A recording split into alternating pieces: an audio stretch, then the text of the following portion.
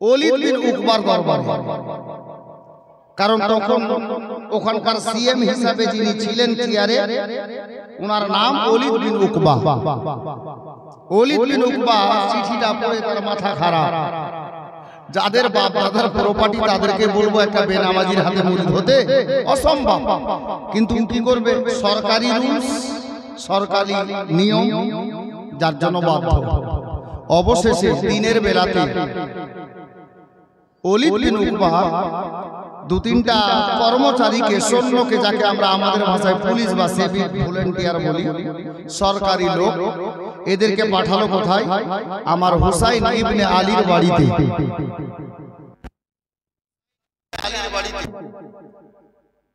যখন হুসাইন ইবনে আলীর বাড়িতে সরকারি লোক গিয়ে দরজায় আওয়াজ দিল, আমার হুসাইন বাড়িতে ছিলেন।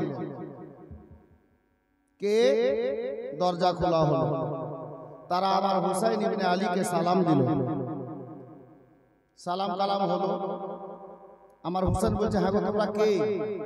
বলে, হুজুর আমরা হলাম সরকারি লোক, ওবায়দুল্লাহ ওলীদ বিন উকবা আমাদেরকে পাঠিয়েছে আপনার দরবারে আপনাকে ডাকতে এলাম। কি দরকার? তা উনি বলবেন, ওলীদ বিন উকবাই বলবেন, আমরা কি করে বলবো? তা আমার হুসাইন বললেন, ঠিক আছে বাবা যাও, আমি এখন আসছি না, একটু পরে আসছি, এখন কিছু কাজ আছে, কাজটা সেরে নিয়ে তোমাদের ওলীদ বিন উকবা কেন ডেকেছে আমি আসবো, যাও। সরকারি লোক চলে গেল। আমার হুসাইন চিন্তা করলেন, ই তো আমাকে কোনোদিন ডেকে পাঠায় না, আজ ডেকে পাঠিয়ে তার মানে কোনো কারণ হতে পারে, যার জন্য হযরতে ইমামে হুসাইন মা ফাতেমার লাল 20-22টা সঙ্গী সাথীকে সঙ্গে নিলেন। হুজুর কি ব্যাপার? বলে, দেখুন আজকে ওলীদ বিন উকবা ডেকে পাঠিয়েছে গভর্নর হাউসে, তো আমি মনে করছিলাম একা না যাওয়াই ভালো হবে, তোমরা আমার সঙ্গে চলো। তারা বলল, হুজুর ভালো কথা, চলেন, আমরা রেডি আছি। 20-22টা জওয়ান সাথীকে আমার হুসাইন ইবনে আলী নিজের সঙ্গে নিলেন আর চললেন ওখানে ওলীদ বিন উকবার দরবারে। ওলীদ বিন উকবার দরবারে গিয়ে দরজার পাশে দাঁড়ালেন, মেন গেটের বাইরে দাঁড়ালেন আমার হুসাইন। হুসাইন বলছেন, ওগো আমার সঙ্গী সাথীরা দাঁড়াও। সবাই দাঁড়িয়ে গেল। হুজুর বলে তোমরা আমার সঙ্গে এসেছো বটে, তবে তোমরা ভিতরে কেউ যাবে না। দেখেন আলে নবী, তোমরা আমার সঙ্গে এসেছো কিন্তু ভিতরে যাবে না। বলে, হুজুর তাহলে এসে লাভ কি হলো? আমরা তো আসলাম আপনার সঙ্গে থাকার জন্য। আমার হুসাইন আল আমিন নবীর নাতি, যাদের বাবা মিথ্যা বলেন না, যাদের মা মিথ্যা বলেন না, যাদের মা বাবার জীবনে 5 ওয়াক্তের নামাজ তো দূরে কথা, তাহাজ্জুদের নামাজ কাজা নেই, ওই হুসাইন ইবনে আলী বলছেন, এই মদিনার দিওয়ানারা শোনো, ওলীদ বিন উকবা ডেকেছে আমাকে, তোমাদেরকে নয়। আর তোমরা যদি আমার সঙ্গে যাও, যদি পার্সোনাল কোনো কথা থাকে, তোমরা সঙ্গে থাকাতে ওলীদ বিন উকবা আমাকে বলবে না, এটা তো উচিত হবে না, কারণ ডেকেছে আমাকে, যার জন্য তোমরা আমার সঙ্গে এসেছো বটে, আমি নিয়ে এসেছি ঠিকই, তোমরা এখানে দাঁড়াও। তবে হ্যাঁ একটা কথা। কি হুজুর?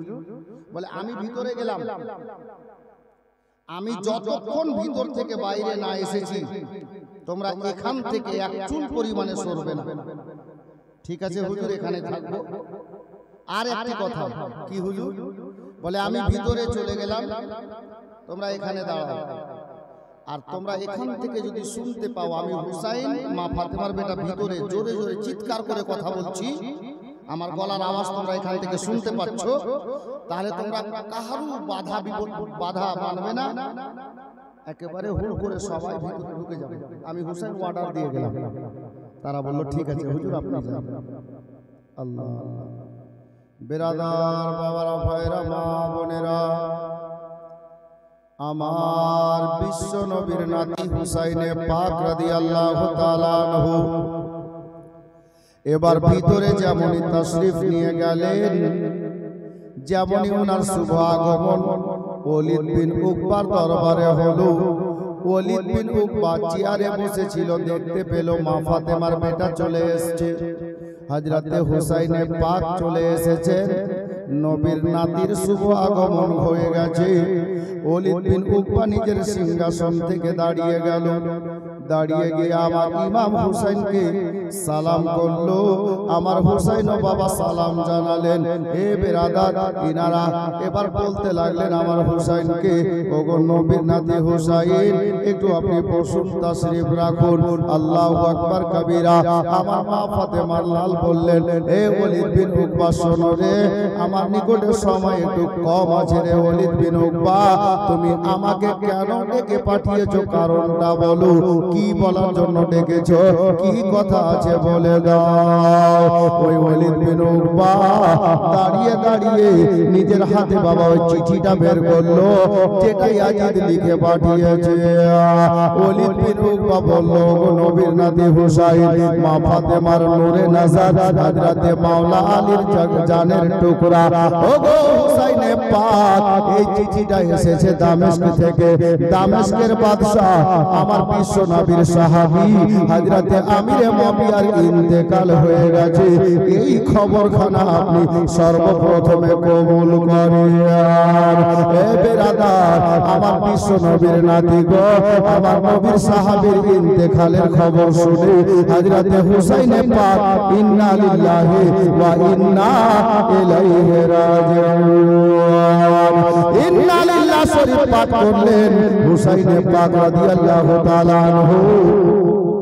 এবার আমার হুসাইন বলছেন, ওলীদ বিন উকবা, আর কোন খবর আছে? বলে, হুজুর, খবর হলো এটা, আমার তো মন চাই না যে আপনাকে বলি, কিন্তু সরকারি হুকুম চিঠিতে লেখা আছে, ইয়াজিদ আমিরে মুআবিয়ার ছেলে, আমিরে মুআবিয়ার ইন্তেকাল হওয়ার ফলে ওই ইয়াজিদ হয়ে গেছে এখন নতুন বাদশা, নতুন রাজা। ওগো নবীর নাতি হুসাইন, ইয়াজিদ নিজের হুকুম জারি করেছে, ইয়াজিদ লিখে পাঠিয়েছে যে মদিনার সমস্ত লোককে আমার নামে বয়াত করো, মানে মুরিদ করো। হুজুর জানেন গো, মদিনার সমস্ত লোককে মুরিদ করতে বলেছে, খাস করে 3টা লোকের নাম এই চিঠির বুকে লিখে পাঠিয়েছে। বলে, নামগুলো কার আছে রে? বলে, হুজুর মাফ করবেন, 1 নম্বরে যেই নামটা লেখা আছে ওটা হলো মা ফাতেমার বেটা হুসাইন ইবনে আলী রাদিয়াল্লাহু তাআলা আনহু। 2য় নম্বরে হযরতে আব্দুল্লাহ ইবনে জুবাইর, আর 3য় নম্বরে হযরতে আব্দুল্লাহ ইবনে উমর।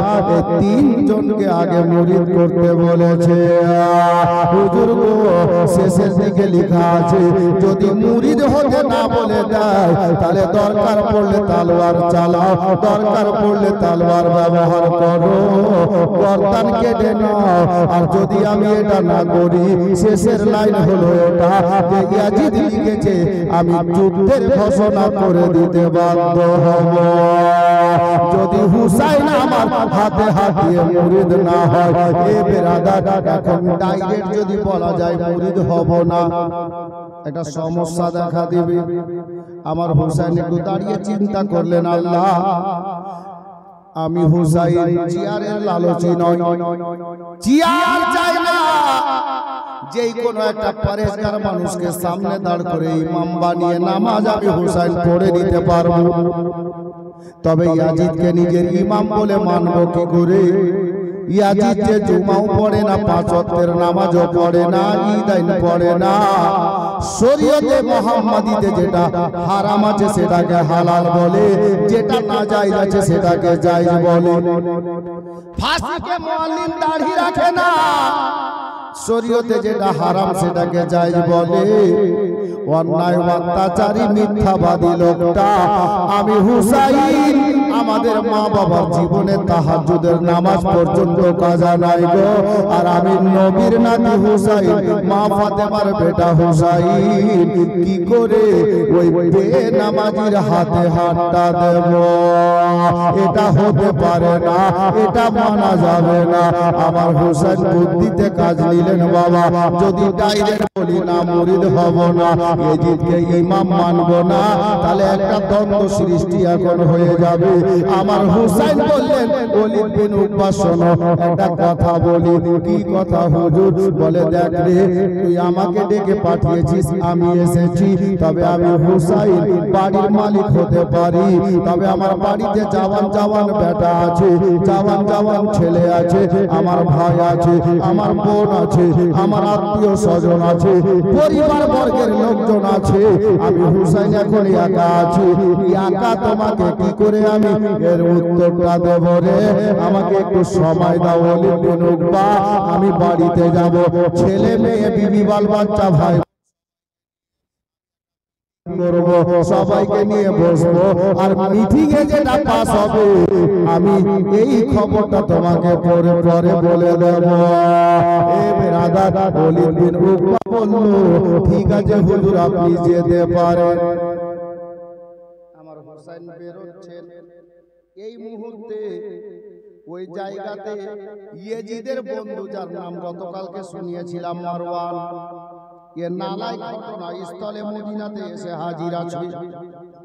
এই মারওয়ান আমার হুসাইন চলে যাচ্ছেন, আর যেমনই হুসাইন দু চার কদম চলেছেন, ওলীদ বিন উকবাকে মারওয়ান নামক লোকটা বলছে, ওলীদ বিন উকবা ভুল করিও না, এটা শেরে খোদার বেটা, মুশকিল কুসার বেটা গো, যার বাবা খৈবরের প্রান্তে 70 মনের লোহার গেটকে একই বাম হাতে তুলে ঢাল বানিয়েছিলেন, এটা ওই আলীর বেটা আছে। মানুষ কথাই বলে বাঘের বাচ্চা বাঘ হয়, সাপের বাচ্চা সাপ হয়, হুসাইন ইবনে আলী যদি বেরিয়ে যায় একে ধরা যাবে না, তুমি তালোয়ার বের করো, কাম তামাম করো। আমার হুসাইন শুনে নিলেন, দাঁড়িয়ে গেলেন। এই মারওয়ান, এই মারওয়ানকে আমার নবী, মারওয়ানের যখন জন্ম হয়েছিল, কদিনের হয়েছিল, মারওয়ানের বাবা আমার দয়ার নবীর নিকটে নিয়ে গিয়েছিল মারওয়ানকে। আল্লাহর নবী নিজের পবিত্র জবান মোবারক থেকে কিছু চাবিয়ে দিয়েছিলেন, আর ওই মারওয়ানের মুখে তার বাবাকে দিতে বলেছিলেন আমার নবী। ওটা যখন দিয়েছিল তখন ওই মারওয়ান নালাই ফেলে দিয়েছিল, মুখ থেকে বের করে ফেলে দিয়েছিল। আমার নবী বলেছিলেন এটা গিরগিটের বেটা, গিরগিট। বাস্তবে গিরগিট হয়ে গেছে। हजरत गिरामी, हे कौले मोहम्मद कौले खुदा, फरमान ना बदला जाएगा, बदलेगा ज़माना लाख मगर कुरान ना बदला जाएगा। बिरादरान इस्लाम, हजरत गिरामी আমার হুসাইন থমকে দাঁড়িয়ে গেলেন। এই মারওয়ান কি বললি? যেমনই হুসাইন দাঁড়িয়েছেন, এই মারওয়ান নামক লোকটা আমার হুসাইনের সামনে হুসাইনের বাবা হযরতে মাওলা আলীকে উল্টো পাল্টো ভাষায়, কটু কথা, খারাপ ভাষায় গালাগালি করতে আরম্ভ করলেন। আমার হুসাইন এখনো খামোশ আছেন, চুপ আছেন। কথা বলতে বলতে এই মারওয়ান নিজের নাক পরিষ্কার করছে ডান হাতে, সুন্নাতের খেলা। ডান হাতে নাক পরিষ্কার করে, বাম হাতে করে, এই ডান হাতে আপনার নাক পরিষ্কার করছে। আমার হুসাইন ইবনে আলী বলছেন লা হাওলা ওয়ালা কুওয়াতা ইল্লা বিল্লাহ। এমন একটা লোকের সামনে আমি হুসাইন দাঁড়িয়ে আছি যে নিজের নাক পরিষ্কার করার ঢং জানে না, নিয়ম জানে না, তরিকা জানে না। আমার হুসাইন চুপচাপ ওখান থেকে খামোশ বেরিয়ে মেন গেটের বাইরে চলে গেলেন। আর যেমনই মেন গেটের বাইরে গেলেন, যে 20-22টা লোক দাঁড়িয়ে ছিল, এরা বলছে হুজুর কি খবর? বলে আরে কিছু না, হযরত আমিনা নবী ইন্তেকাল করেছেন সেই খবরটা। হুজুর আপনার মন খারাপ লাগছে? বলে আর কিছু না, চল যা হওয়ার হয়ে গেছে। কাউকে জানতে দিলেন না আমার হুসাইন 20-22টা লোককে সঙ্গে নিয়ে আবার মদিনা মুনাওয়ারাতে মসজিদে নববীতে বিরাজমান। বাবারা, ভাইরা, মা বোনেরা, এটা দিনের বেলার ঘটনা গো। দিনটা গেল, সব কথা আমার হুসাইন ইবনে আলীর মাথা থেকে চলে যাচ্ছে, কিন্তু এই কথাটা যায় না ইয়াজিদের হাতে হাত কি করে দেওয়া যাবে। এই করে সন্ধ্যা হয়ে গেল, ওইদিকে গিরগিটের বেটা গিরগিট মারওয়ানের চক্রান্তে আবার আপনার কি বলে গভর্নর হাউসে একটা মিটিং হয়ে গেছে। হুসাইন ইবনে আলীকে আবার ডেকে পাঠানো যাক। আবার সন্ধ্যা বেলাতে দুটা লোক হুসাইনের দরবারে হাজির, আমার হুসাইনের দরজায় হাজির। হুসাইন হুসাইন ইবনে আলীকে ডাক দেওয়া হলো। আমার হুসাইন ইবনে আলী বাড়িতে ছিলেন, বেরিয়ে এলেন। আসসালামু আলাইকুম ইয়া ইবনে আলী। এখন তোমরা কে গো? বলে আমরা হলাম হুজুর সরকারি লোক, ওলীদ বিন উকবা আপনাকে ডেকে পাঠিয়েছে, আপনি চলুন। আমার হুসাইন বললেন, এই সরকারি লোকেরা, ওলীদ বিন উকবার লোকেরা শোনো, তোমরা যাও, চলে যাও, ওলীদ বিন উকবাকে গিয়ে বলো আমি হুসাইনের নিকটে এখন সময় নাই রে, আজকে রাতের সময় চাইছি, আগামী সকাল বেলাতে আমি হুসাইন বলে দেব যে আমি ইয়াজিদকে নিজের ইমাম বলে মানব কিনা, তার হাতে মুরিদ হব কিনা, তার হাতের উপরে আমি আমার হাতটা রেখে বিক্রি হব কিনা, কাল সকালে খবর হয়ে যাবে। যেমনই বাবা এ কথা বলা, সরকারি লোকগুলো চলে গেল গভর্নর হাউসে।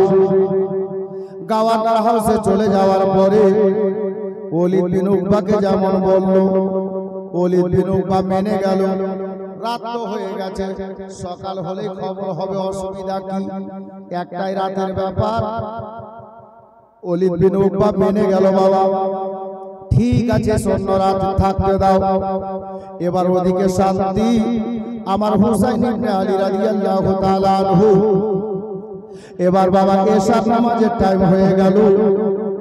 নামাজে এশা আদায় করার জন্য বাড়ি থেকে বেরিয়ে আমার নবীর মসজিদে নববী শরীফে গিয়ে হাজির হয়ে গেলেন। ইমাম হয়ে আমার মা ফাতেমার বেটা ইমামতির দায়িত্ব পালন করলেন, নামাজে এশা আদায় করলেন। আপনার সুন্নাত নফল পড়ে নেওয়ার পরে, ওয়াজিব আদায় করে নেওয়ার পরে আমার মাওলা হুসাইন রাদিয়াল্লাহু তাআলা আনহু সবাই বাড়ির দিকে চলতে আরম্ভ করেছেন। বাবা রাত হয়ে গেছে। আমার হুসাইন ইবনে আলী আল্লাহ দোয়া করতে করতে আমার নবীর রওজা মোবারকে হাজির হলেন। নবীকে দিল থেকে সালাম জানালেন, নবীকে অন্তর থেকে সালাম জানালেন। নবীর রওজায় বসা দিয়ে রওজা মোবারকের নূরি জালি মোবারকে আমার হুসাইন ইবনে আলী চুমা দিয়ে এবার ওখান থেকে বাড়ি বেরিয়ে গেলেন। বাবারা, ভাইরা, মা বোনেরা, স্বাভাবিক কথা রে বাবা, এশার নামাজ আদায় হয়ে গেল, লোক বাবা বাড়ির দিকে যায়, রাত্রি 9টা হয়ে গেল, আর মার্কেটে যাবে না, সবাই বাড়িতে যাবে, বিবি বাল বাচ্চা নিয়ে আলোচনা করবে, খাবার খাবে, বিছানায় আরাম করবে, সকাল হলে আবার কাজ করবে, বেরোবে। আমার হুসাইন ইবনে আলী রাদিয়াল্লাহু তাআলা আনহু একটু রাতটা বেশি হলো, সবার শেষে আমার হুসাইন বাড়িতে গেলেন। বাড়ির মেন গেটে যাওয়ার পরে মেন গেটে দাঁড়িয়ে আমার হুসাইন ইবনে আলী রাদিয়াল্লাহু তাআলা আনহু নিজের বোন হযরত সাইয়্যিদা জাইনাব রাদিয়াল্লাহু তাআলা আনহাকে জাইনাব বলে ডাক দিয়ে দিলেন। মা বোনেরা, দাদার বোনের মহব্বত যদি শিখতে হয় আমার হুসাইনের নিকটে শিখেন গো, হুসাইনের বাড়িতে গিয়ে শিখে নেন। বাবারা, ভাইরা, মা বোনেরা, হযরতে হুসাইন বাড়ির মেন গেটে দাঁড়িয়ে হযরতে জাইনাবকে ডাক দিয়েছেন। জাইনাব একই ডাকে সাড়া দিয়ে, একই ডাকে লাব্বাইক প্রেজেন্ট বলে আমার হুসাইন ইবনে আলীর সামনে দাঁড়িয়ে গেলেন। দাদা লাব্বাইক প্রেজেন্ট, হাজির। কিছু বলবেন দাদা?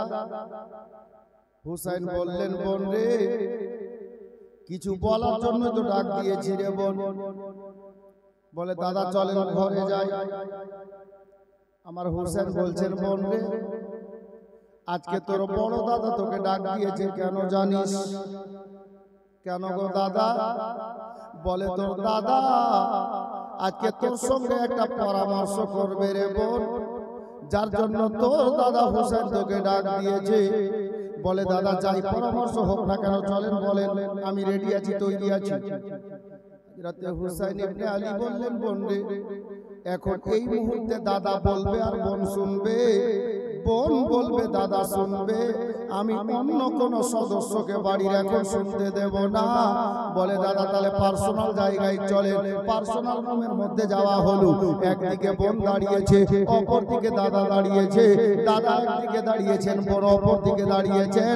এ বেরাদা, দাদা দেখছে বোনের চেহারা আর বোন দেখছে দাদার চেহারা। মা বোনেরা, আমার হোসেন ইবনে আলী রাদিয়াল্লাহু তাআলা আনহু নিজের বোন জাইনাবের চেহারার দিকে তাকিয়ে 2-4 মিনিটের মধ্যে বাবা আমার হোসেনের চোখ দিয়ে ঝরঝর করে অশ্রু বেরিয়ে এলো। জাইনাব দাদাকে লক্ষ্য করে বলছে, দাদা গো বুঝতে পারলাম না গো দাদা, কোনো কথা নাই, কোনো বার্তা নাই, কোনো কিছু বলা নাই। আপনি আমার দিকে তাকিয়ে চোখে কেন পানি এসেছে? আপনি কেন কাঁদতে লেগেছেন গো দাদা? আমার হুসাইন রাদিয়াল্লাহু তাআলা আনহু ডাক দিয়ে বলে, বোন জাইনাব রে, আমি তোর চেহারার দিকে দেখছি রে জাইনাব। আমার বড় ভাই ইমাম হাসানের কথাটা আমার মনে পড়ে গেছে। আমার বড় দাদা হযরতে হাসানে মুজতাবা রাদিয়াল্লাহু তাআলা আনহু সব কথাটা স্মরণে চলে আসছে রে বোন। বলে দাদা কি করে গো? বলে বোন জাইনাবের জন্য আজকে যদি আমার বড় ভাই হাসান বেঁচে থাকতেন রে, আমি তোমাকে ডাক দিতাম না রে বোন। আমরা দাদা ভাই মিলে আমরা পরামর্শ করে নিতাম, আমরা দাদা ভাই মিলে বোঝাপড়া করে ফয়সালা করে নিতাম রে বোন। কিন্তু বোন জাইনাব জানিস আমার গলাটা যে ভেঙে গেছে, আমি একা হয়ে গেছি রে। আমি হুসাইন বড় একা হয়ে গেছি রে। আজকে বড় ভাই আম্মা জানের পাশে কবরের মধ্যে আরাম করছেন রে বোন জাইনাব। আমি হুসাইন একা হয়ে গেছি। আমার বড় ভাইয়ের মতো তোমাকে আমি ডাক দিয়েছি রে বোন জাইনাব। আজকে তোর দাদা তোর সঙ্গে পরামর্শ করবে বলে। দাদা বলেন কি পরামর্শ আছে? চোখের অশ্রুটা মুছলেন। বলে বোন জাইনাব রে, মদিনার অবস্থা খুব একটা ভালো নাই রে। কি হয়েছে দাদা? দিনের ঘটনাটা খুলে বললেন। আজকে গিয়েছিলাম গভর্নর হাউসে, ওলি বিন উকবার দরবার থেকে খবর পেলাম রে জাইনাব যে আমার নবীর প্রিয় সাহাবী আমিরে মুআবিয়ার ইন্তেকাল হয়ে গেছে। আর চিঠিটা এসে, চিঠিতে বড় ভয়ানক কথা লেখা আছে। কি কথা আছে দাদা? বলে এই কথাগুলো লেখা আছে যেটা বললাম রে বাবা। সময় অনেকটা লাগবে যার জন্য তোমরা বলছি না। আমার হুসেন বললেন জাইনাব এই শব্দগুলো লেখা আছে যার জন্য তোমাকে ডাকলাম, কি করলে কি করা যায়? বলে দাদা কি করতে চাইছেন? বলে বললে আমার মন বলে আমি ইয়াজিদকে নিজের ইমাম বলে তো মেনে নিতাম রে বোন, কিন্তু ইয়াজিদ যে ভালো মানুষ না, নামাজ পড়ে না, রোজা রাখে না, হজ করে না, যাকাত দেয় না, আর নবীর সুন্নাত দাড়ি মুখে রাখে না, মিথ্যা কথা বলে, শরীয়তের মধ্যে যেটা হারাম আছে সেটাকে হালাল বলে। আমি এমন লোককে ইমাম কি করে বানাবো? এই জাইনাব, আমি এই লোকটার হাতে মুরিদ হব না। আমার হুসাইনের বোন জাইনাব বললেন, বোন গো, দাদা গো, আপনি মুরিদ হইেন না, কোনো কথা নাই, তো পরামর্শটা কি গো দাদা? বলে বোন রে, আমি মনে মনে ভাবছি রে বোন, এই সোনার মদিনাতে আর থাকবো না।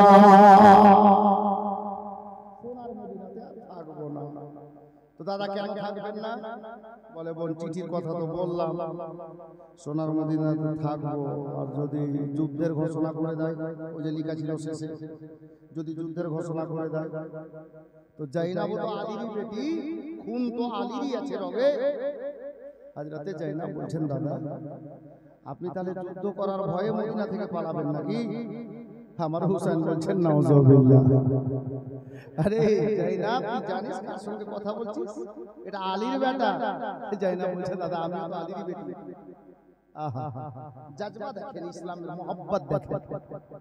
উনিও নিজের জাজবাতেই বলছেন, ইনিও জাজবাতে বলছেন, ইনিও মহব্বতে বলছেন, উনিও মহব্বতে বলছেন। হযরতে জাইনাব বলছেন, দাদা তাহলে কি কেন ছাড়বেন মদিনা?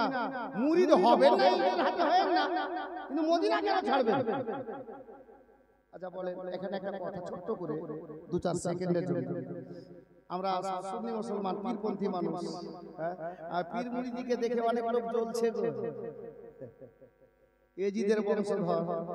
তো ওই এজিদের বংশধরকে বলো যে তোদের বাপ দাদার লিডার যে ইয়াজিদ নাম নালাই, ও তো মুরিদ করতে চেয়েছে আমার হুসাইনকে, তুই আবার কোন খেতের মুরিদ? পীর মুরিদি আজ নতুন না, 1400 বছর আগে থেকে আসছে রে ভাই। জি যাই হোক, হুসাইনকে যাই না বলছেন, তাহলে মদিনা ছাড়বেন কেন? মুরিদ হবেন না হবেন না? আমার হুসাইন বললেন, বোন যাই না, আমি মদিনা এই জন্য ছেড়ে দেব যে সোনার মদিনাতে আমি যুদ্ধ করব না, যদি যুদ্ধ করতে হয় তো বাইরে গিয়ে করব। কেন দাদা? বলে, বোন যাই না রে, তুই বলছিস আমি হুসেন ভয়ে মদিনা ছাড়তে চাইছি না। ভয়ে না রে বোন, তাহলে কারণটা একটু বলা যাবে দাদা? বলে, যাবে রে বোন, বলতো রে বোন যাই না, এ মদিনাতে জান্নাতুল বাকির মধ্যে কবরস্থানের মধ্যে আমার ছোট বোনের কবর আছে, আমার ছোট ভাইয়ের কবর আছে, আমার খালু আপার কবর আছে, আমার নবীর 10,000 চাইতে বেশি সাহাবীর কবর আছে। এ জাইনাব জানিস রে, আমার নানীদের কবর ওই জান্নাতুল বাকি কবরস্থানে আছে। আর দুইজন খাস সাহাবী হযরতে ইয়ারেগার এবং হযরতে উমর আমার নবীর সঙ্গে নবীর পাশে রওজা শরীফের মধ্যে আরাম করছেন। সবথেকে বড় কথা হলো এটা যে আমার জান্নাত রানী মা ফাতেমা জান্নাতুল বাকি কবরস্থানে আরাম করছেন কবরের মধ্যে। এ জাইনাব, সব চাইতে বড় কথা, এর চাইতেও বড় কথা হলো এটা, গুম্বাদে খাজরার নিচে আমার মায়ার নবী আরাম করেন। জাইনাব রে, ইসলামের জন্য যদি আমাকে যুদ্ধ করতে হয়, আমি হুসাইন রাজি আছি, তবে বোন এ মদিনাতে না রে। তার মূল কারণ হলো এটা, ইসলামের জন্য যুদ্ধ করতে গিয়ে আমি হুসাইনকে যদি 22 বছরের বেটার কুরবানি দিতে হয়, আমি হুসাইন দেব। 19 বছরের ভাতিজার জাওয়ানি লুটিয়ে দিতে হয়, আমি হুসাইন সেটাও লুটিয়ে দেব। আমার আব্বাস আলামবারদার ভাইয়ের মতো ভাইয়ের ডানা বাজু কাটিয়ে দিতে হয়, আমি তাতেও রাজি আছি, কাটিয়ে দেব। আমার দিওয়ানার জাওয়ানি লুটাতে হবে, আমি হুসাইন তাতেও রাজি আছি। আমার ছোট ছোট ভাগনার জানটা কুরবানি দিতে হবে, আমি তাতেও রাজি আছি।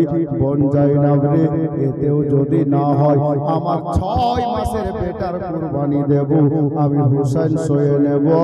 ইসলাম বাঁচাতে গিয়ে আমি হুসাইনকে যদি গলা দিতে হয় রে, আমি হুসাইন গলা দিয়ে দেব। আর আল্লাহর কোরআন আমি পড়েছি, আল্লাহ কোরআনে বলেছেন ইন্নাল্লাহা মা'আস সাবিরিন, যারা সবর করে থাকে আমার আল্লাহ নিশ্চয় সবরকারীদের সঙ্গে রয়েছে। আমি নিজের আহলে আয়ালের কুরবানি দিয়ে দেব, আমি হুসাইন সয়ে নিতে পারবো। আর যদি খোদা না খাস্তা এই মদিনাতে যুদ্ধ হয়ে যায়, আর যুদ্ধ করতে করতে যদি আমার মায়ের ভাইয়ের দাদার নবীর সাহাবীদের, আর সব থেকে বড় কথা হলো আমার নবীর রওজা মোবারকের চুল পরিমাণে যদি কোনো কামবাখাত বেয়াদবি করে দেয় রে, আমি হুসাইন ওই বেয়াদবি সইতে পারবো না। বোন রে, এই কারণে আমি ফয়সালা দিয়েছি, বোন এই সোনার মদিনাতে আর থাকবো না, সোনার মদিনা ছেড়ে চলে যাব অন্য জায়গাতে। হযরতে জাইনাব জানতে চাইলেন, দাদা তাহলে কোন জায়গায় যাবেন, কোথায় যাবেন? আমার হুসাইন বললেন, বোন রে, অন্য কোথাও না, আমরা জন্মভূমি ছেড়ে দিয়ে আমরা বাপ দাদার দেশে চলে যাব। বাপ দাদার দেশ মক্কা মুআজ্জামা। আল্লাহু আকবার কবীরা।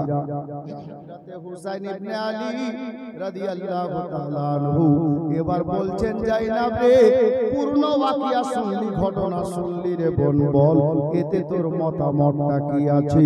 হযরতে জাইনাব বলেন দাদা আপনি যে প্রস্তাব বোনের কাছে রেখেছেন আপনার বোন জাইনাব এই প্রস্তাবে সমর্থন করে দিল। এতে আমি রাজি আছি। খুব কথা বলছিস, কথা বলিস না, কথা বলিস না। গজল বললে চুপ থাকবে, গজল খালি শুনলে তো হবে না, কিছু কথাও শোনো। হযরত ইমাম হুসাইন রাদিয়াল্লাহু তাআলা আনহুকে ওনার বোন জাইনাব বলেন দাদা আপনি যেটা ফয়সালা নিয়েছেন আমি এতে সমর্থন দিলাম, রাজি আছি। দাদা বোনের গল্প করতে করতে রাতটা গভীর হয়ে গেছে। মদিনাতে আর লোক জেগে নেই, সব বিছানায় ঘুমে চলে পড়ে গেছে, ঘুমিয়ে গেছে বিছানায়। আল্লাহ আল্লাহ। আমার হোসেন বলছেন বোন রে তাহলে একটা কাজ কর, দেরি করা যাবে না, সময় বড় কম আছে, আমরা টাইম নেব না, আজকেই ভোরের বেলাতে এই সোনার মদিনা ছেড়ে চলে যাব মক্কাতে, মক্কার দিকে রওনা হয়ে যাব। তো বোন জাইনাব তুমি যাও, বাড়ির মধ্যে যাও, তোমার ভাস্তা ভাস্তি বৌদি যারা আছে সবাইকে রেডি করো, আমি একটু আসছি। আচ্ছা বলেন আপনি এসব নামাজ পড়ে মসজিদ থেকে বাড়ি গেলেন, খাওয়া দাওয়া করলেন, আমি উদাহরণ দিচ্ছি, বাড়িতে খাওয়া দাওয়া করে একটু বাড়িতে ভালো মন্দ গল্প হলো 10 মিনিট কি 1 ঘন্টা, গল্প পরে স্ত্রীকে বলছেন তোমরা একটু ঘুমাও আমি আসছি। স্ত্রী জানতে চাইবে না যে কোথায় যাচ্ছেন। রাতের বেলা মানুষ বাড়ির বাইরে থেকে বাড়িতে আসে, আর আপনি রাতের বেলা বাড়ির বাইরে যাবেন, কোথায় যাবেন একটু বলে যান। আপনি বলে দিবেন যে হাজী সাহেবের সাথে একটু গল্প করতে যাচ্ছি, ঠিক আছে তাহলে যান। হযরতে জাইনাব কে আমার হোসেন বলছে তুমি বাড়ির মধ্যে যাও আর সবাইকে তৈরি করো, আমরা আজকে ভোর বেলাতে মদিনা ছেড়ে দেব, আমি আসছি। হযরতে জাইনাব বলছেন দাদা রাত গভীর হয়ে গেছে, আপনি আমাকে বলছেন সবাইকে তৈরি করতে, আর আপনি কোথায় যাবেন? আল্লাহ আল্লাহ। আমার হুসাইন ইবনে আলী রাদিয়াল্লাহু তাআলা আনহু জাইনাবকে ডাক দিয়ে বলেন বোন জাইনাব জানিস রে এ মদিনায় এমন একটা জায়গা রে আমার নবীর ফরমান আছে, নবীর দরবারে যেই ফেরেশতা একবার হাজিরি লাগিয়ে দেবে কিয়ামতের সকাল পর্যন্ত আর দ্বিতীয়বার আসার সুযোগ পাবে না। যেই মদিনাতে 24 ঘন্টা আল্লাহর রহমতের বৃষ্টি বর্ষণ হয় রে, এই জাইনাব জানিস রে বোন এ মদিনাতেই যে তোর দাদা হুসাইনের জন্ম রে, আমার আকা মাওলার সোনার মদিনা গুম্বাদে খাজরা মদিনাতে, কাবারও কাবা মদিনাতে আমি হুসাইন আজকে জন্মভূমি ছেড়ে দেব রে বোন। এ জাইনাব জানি না বেঁচে থাকলে মদিনাতে আবার হাজিরি হবে রে, আর নইলে এটাই শেষ হাজিরি হবে জীবনে। এ জাইনাব যা বোন যা, তুই বাড়িতে সবাইকে তৈরি কর রে, আমি তোর দাদা হুসাইন একটু নবীর রওজাতে যাব রে, আমার নবীর রওজার জালি ধরে একটু কাঁদবো রে, আমার জীবনের মতো শেষ সালাম আমার মায়ার নবীকে আমি হুসাইন জানাবো, মন ভরে নবীকে সালাম করবো রে। যা বোন জাইনাব তুই সবাইকে রেডি কর, আমি তোর দাদা আসছি। এই বলে আমার ইমাম হুসাইন রাদিয়াল্লাহু তাআলা আনহু বাড়ি থেকে বেরিয়ে আমার মসজিদে নববী শরীফে আমার বিশ্ব নবীর দরবারে আকাদ্দাসে নবী পাকের রওজাত পৌঁছে গেলেন বাবা। আর আমার হুসাইন নবী পাকের রওজার জালি ধরে কাঁদছেন আর আমার নবীকে সালাম জানাচ্ছেন, আসসালাতু ওয়াসসালামু আলাইকা ইয়া রাসূলুল্লাহ, আসসালাতু ওয়াসসালামু আলাইকা ইয়া হাবিবাল্লাহ। নানা গো আপনার নাতি হুসাইনের শেষ সালামটা কবুল করেন ইয়া রাসূলুল্লাহ। আপনার নাতি হুসাইন আজকে সোনার মদিনা ছেড়ে দেবে নবী গো। আপনার নাতি বাধ্য হয়ে গেছে, মজবুর হয়ে গেছে মদিনা ছাড়তে। নবী গো আপনার নাতি হুসাইনের সালামটা কবুল করে নেন ইয়া রাসূলুল্লাহ। যদি বেঁচে থাকি দেখা হবে, আর নইলে কাল হাসরের ময়দানে দেখা হবে নবী গো। আমি হুসাইন চলে যাচ্ছি, আমার জন্য দোয়া করবেন হুজুর। তবে নবী গো আমি হুসাইন ওয়াদা করছি ইয়া রাসূলুল্লাহ, ইসলাম বাঁচাতে গিয়ে আমি হুসাইনকে যদি গলা কাটাতে হয়, আমি হুসাইন গলা কাটিয়ে দেব, ইসলামের পতাকা নিচা হতে দেব না। মায়ার নবীর দরবারে আবার হুসাইন ইবনে আলী সালাম জানালেন। বাবা, একজন বাংলা কবি সালাম দেওয়াটাকে এই মতো করে কলমে ডগায় তুলে ধরেছিলেন। বাবা কি জানেন? হুসাইন সালাম জানাচ্ছিলেন ছন্দে, কিভাবে শুনুন। ও গো দয়াল নানা জান, ও গো সরওয়ারে মদিনা, তোমার হুসেন হইল ওই যে কারবালা রওয়ানা, তোমার হুসেন হইল ওই যে কারবালা রওয়ানা। আখেরি সালাম লাও গো নানা, ছেড়ে যাই সোনার মদিনা। আখেরি সালাম লাও গো নানা, ছেড়ে যাই সোনার মদিনা। প্রাণ ভরে দেখে নাও গো, আর যে দেখা হবে না। প্রাণ ভরে দেখে নাও গো, আর যে দেখা হবে না। ভাই ভাইয়ের সঙ্গে বলতে নাই, শিখেন হুসাইনের কাছে হুসাইন কি বলছেন। আল্লাহ আল্লাহ। ভাই জানি ইমাম হাসান, আমার নবীকে বলছেন হুসাইন, ইয়া রাসূলুল্লাহ আমার ভাইজান, বড় ভাই। ভাই জানি ইমাম হাসান ছিলেন আমার জানের জান। ভাই জানি ইমাম হাসান ছিলেন আমার জানের জান। সে তো চলে গিয়াছে, ইয়াকা ভালো লাগে না। সে তো চলে গিয়াছে, ইয়াকা ভালো লাগে না। আমার হুসাইন নবী পাকের রওজার চালি ধরে বাবা ওয়াদা করছেন আর বলছেন, ইয়া রাসূলুল্লাহ, দিন ইসলামের খাতিরে বাতিল মিটাইবার তরে, ইসলামের খাতিরে বাতিল মিটাইবার তরে, আল্লাহর রাহে কাটাবো আমার এ গলা খানা।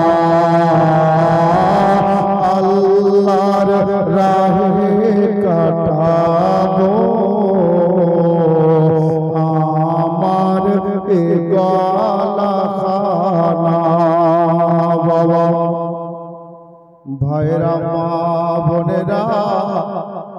আমার হুসাইন ইবনে আলী নবীর রওজার জালি ধরে ওয়াদা করলেন, ইয়া রাসূলুল্লাহ, ইয়া হাবিবাল্লাহ নবী গো, ইসলামের খাতিরে আমি হুসাইন প্রয়োজনে গলা কাটাবো, ইসলামের পতাকা নিচা হতে দেব না।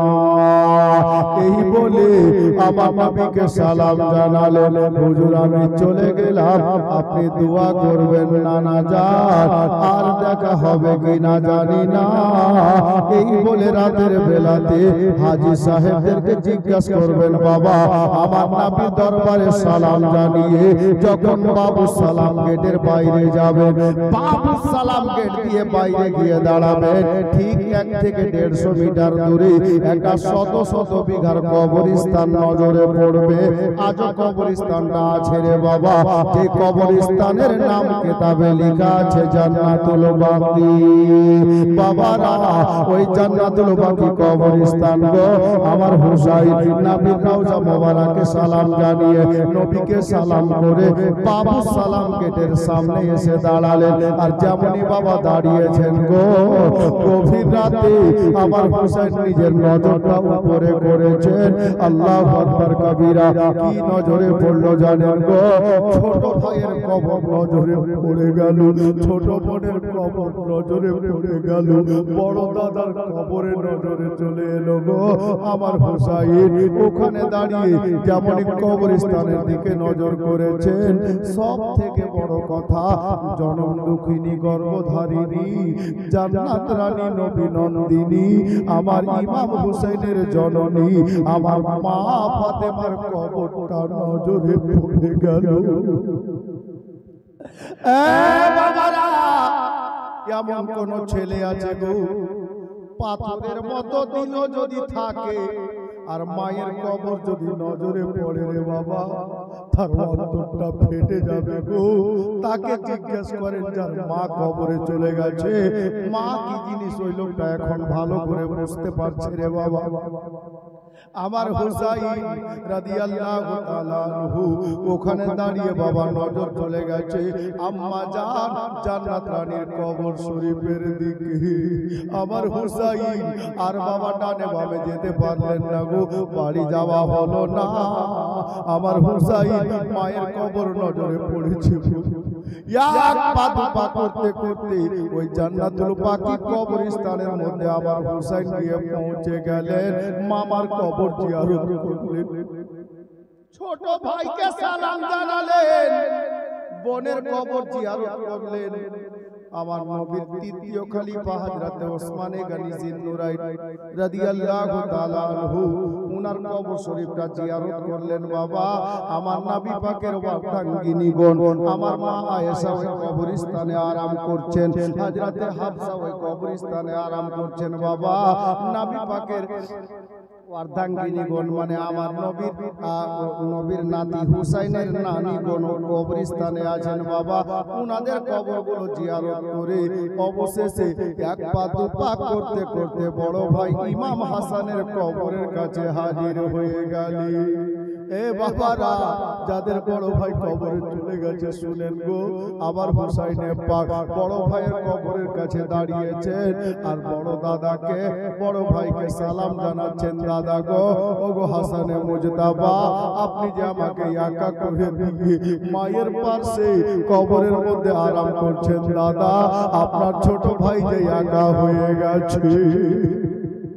দাদা গো, আপনার হুসাইন বড় একা হয়ে গেছে, আজকে আপনার ছোট ভাই হুসাইন মদিনা ছেড়ে দেবে। দাদা জানি না আর কবরের কাছে আসতে পারবো কিনা, আপনাকে সালাম জানাতে আসতে পারবো কিনা। দাদা গো, আজকে যদি আপনি বেঁচে থাকতেন দাদা, আমরা দাদা ভাই মিলে পরামর্শ করে একটা ফয়সালা নিতাম দাদা। তবে আপনি যে চলে গেছেন আরাম করছেন কবরে গো, ও গো দাদা যান, আপনার ছোট ভাই হুসাইনের শেষ সালামটা কবুল করেন দাদা। এটাই হচ্ছে আপনার ভাইয়ের শেষ সালাম জানানো গো, আর আপনার কবরের কাছে হয়তো আসা হবে না। জানেন গো দাদা, এই সোনার মদিনাতে আমাদের জন্ম গো, আপনি তো মদিনাতে শুয়ে থাকলেন আর আমি মদিনা ছেড়ে আজকে মক্কা চলে যাব দাদা। দাদা আপনার ভাই হুসাইনের সালামটা কবুল করে নেন। এই মতো করে বড় ভাইকে সালাম জানিয়ে দুই কদম আগে চলে গেলেন বাবা। বেশি না রে বাবা, মাত্র দুটা কদম আগে যেমন বাড়লেন আমার জান্নাত রানী মা ফাতেমার কবরখানা। বাবারা নিজের আম্মা জানের কবরের পায়ের কাছে গিয়ে আমার হুসাইন দাঁড়িয়ে গেছে। এ বাবারা, এমন কোন ছেলে আছে মায়ের কবরের কাছে দাঁড়িয়ে তার মনটা ফাটবে না, তার বুকটা ফাটবে না গো? আমার হুসাইন দাঁড়িয়েছে। পশু পাখি বিছানায় ঘুমিয়ে গেছে, নিজের বাসায় ঘুম চলে গেছে। আমার হুসাইন ইবনে আলী এহেন ভোরের আপনার রাত্রি বেলাতে গভীর রাতে আম্মা জান মা ফাতেমার কবরের কাছে দাঁড়িয়ে কাঁদছেন। আম্মা গো, ও গো আমার আম্মা জান, আমি বড় একা আম্মা। আপনার বেটা সকাল সন্ধ্যা আপনার কবরের কাছে আসতো, আপনাকে সালাম জানাতো। মা, আজকে আপনার বেটা হুসাইন মদিনা ছেড়ে দেবে। আম্মা গো, আর হয়তো আপনার কবরের কাছে আপনার বেটা এসে দাঁড়াতে পারবে না। ও গো আম্মা জান, আপনার বেটা হুসাইনের সালাম কবুল করে। আম্মা গো, আপনার বেটা হুসাইনকে বিদায় দেন গো আম্মা। আপনার বেটা আজকে মদিনা ছেড়ে মক্কা চলে যাবে। বাবারা, আমার মা বোনেরা গো, হায় রে মা, আমার মা ফাতেমার কবরের পাশে বেটা কাঁদছেন গো। আল্লাহর ওয়াস্তে, আল্লাহর হুকুমে গায়বী আওয়াজ ভাসতে আরম্ভ হলো রে বাবা। বেটা হুসাইন, কাঁদিস না বেটা, কাঁদিস না রে। আমি তোর মা কবরে স্থির থাকতে পারি না। কাঁদিস না বেটা, আমি তোর মা কবরে স্থির থাকতে পারি না রে। যা বেটা যা, আমি তোর মা তোকে বিদায় জানাচ্ছি রে। বেটা যা রে, আমি এখন কবর থেকে উঠে আসলাম না রে বেটা। তবে কারবালার ময়দানে যে জায়গায় শহীদ হয়ে তোমার দেহখানা পড়ে থাকবে রে বেটা, আমি তোমার মা জায়গাখানা ঝাড়ু দিতে আসবো বেটা।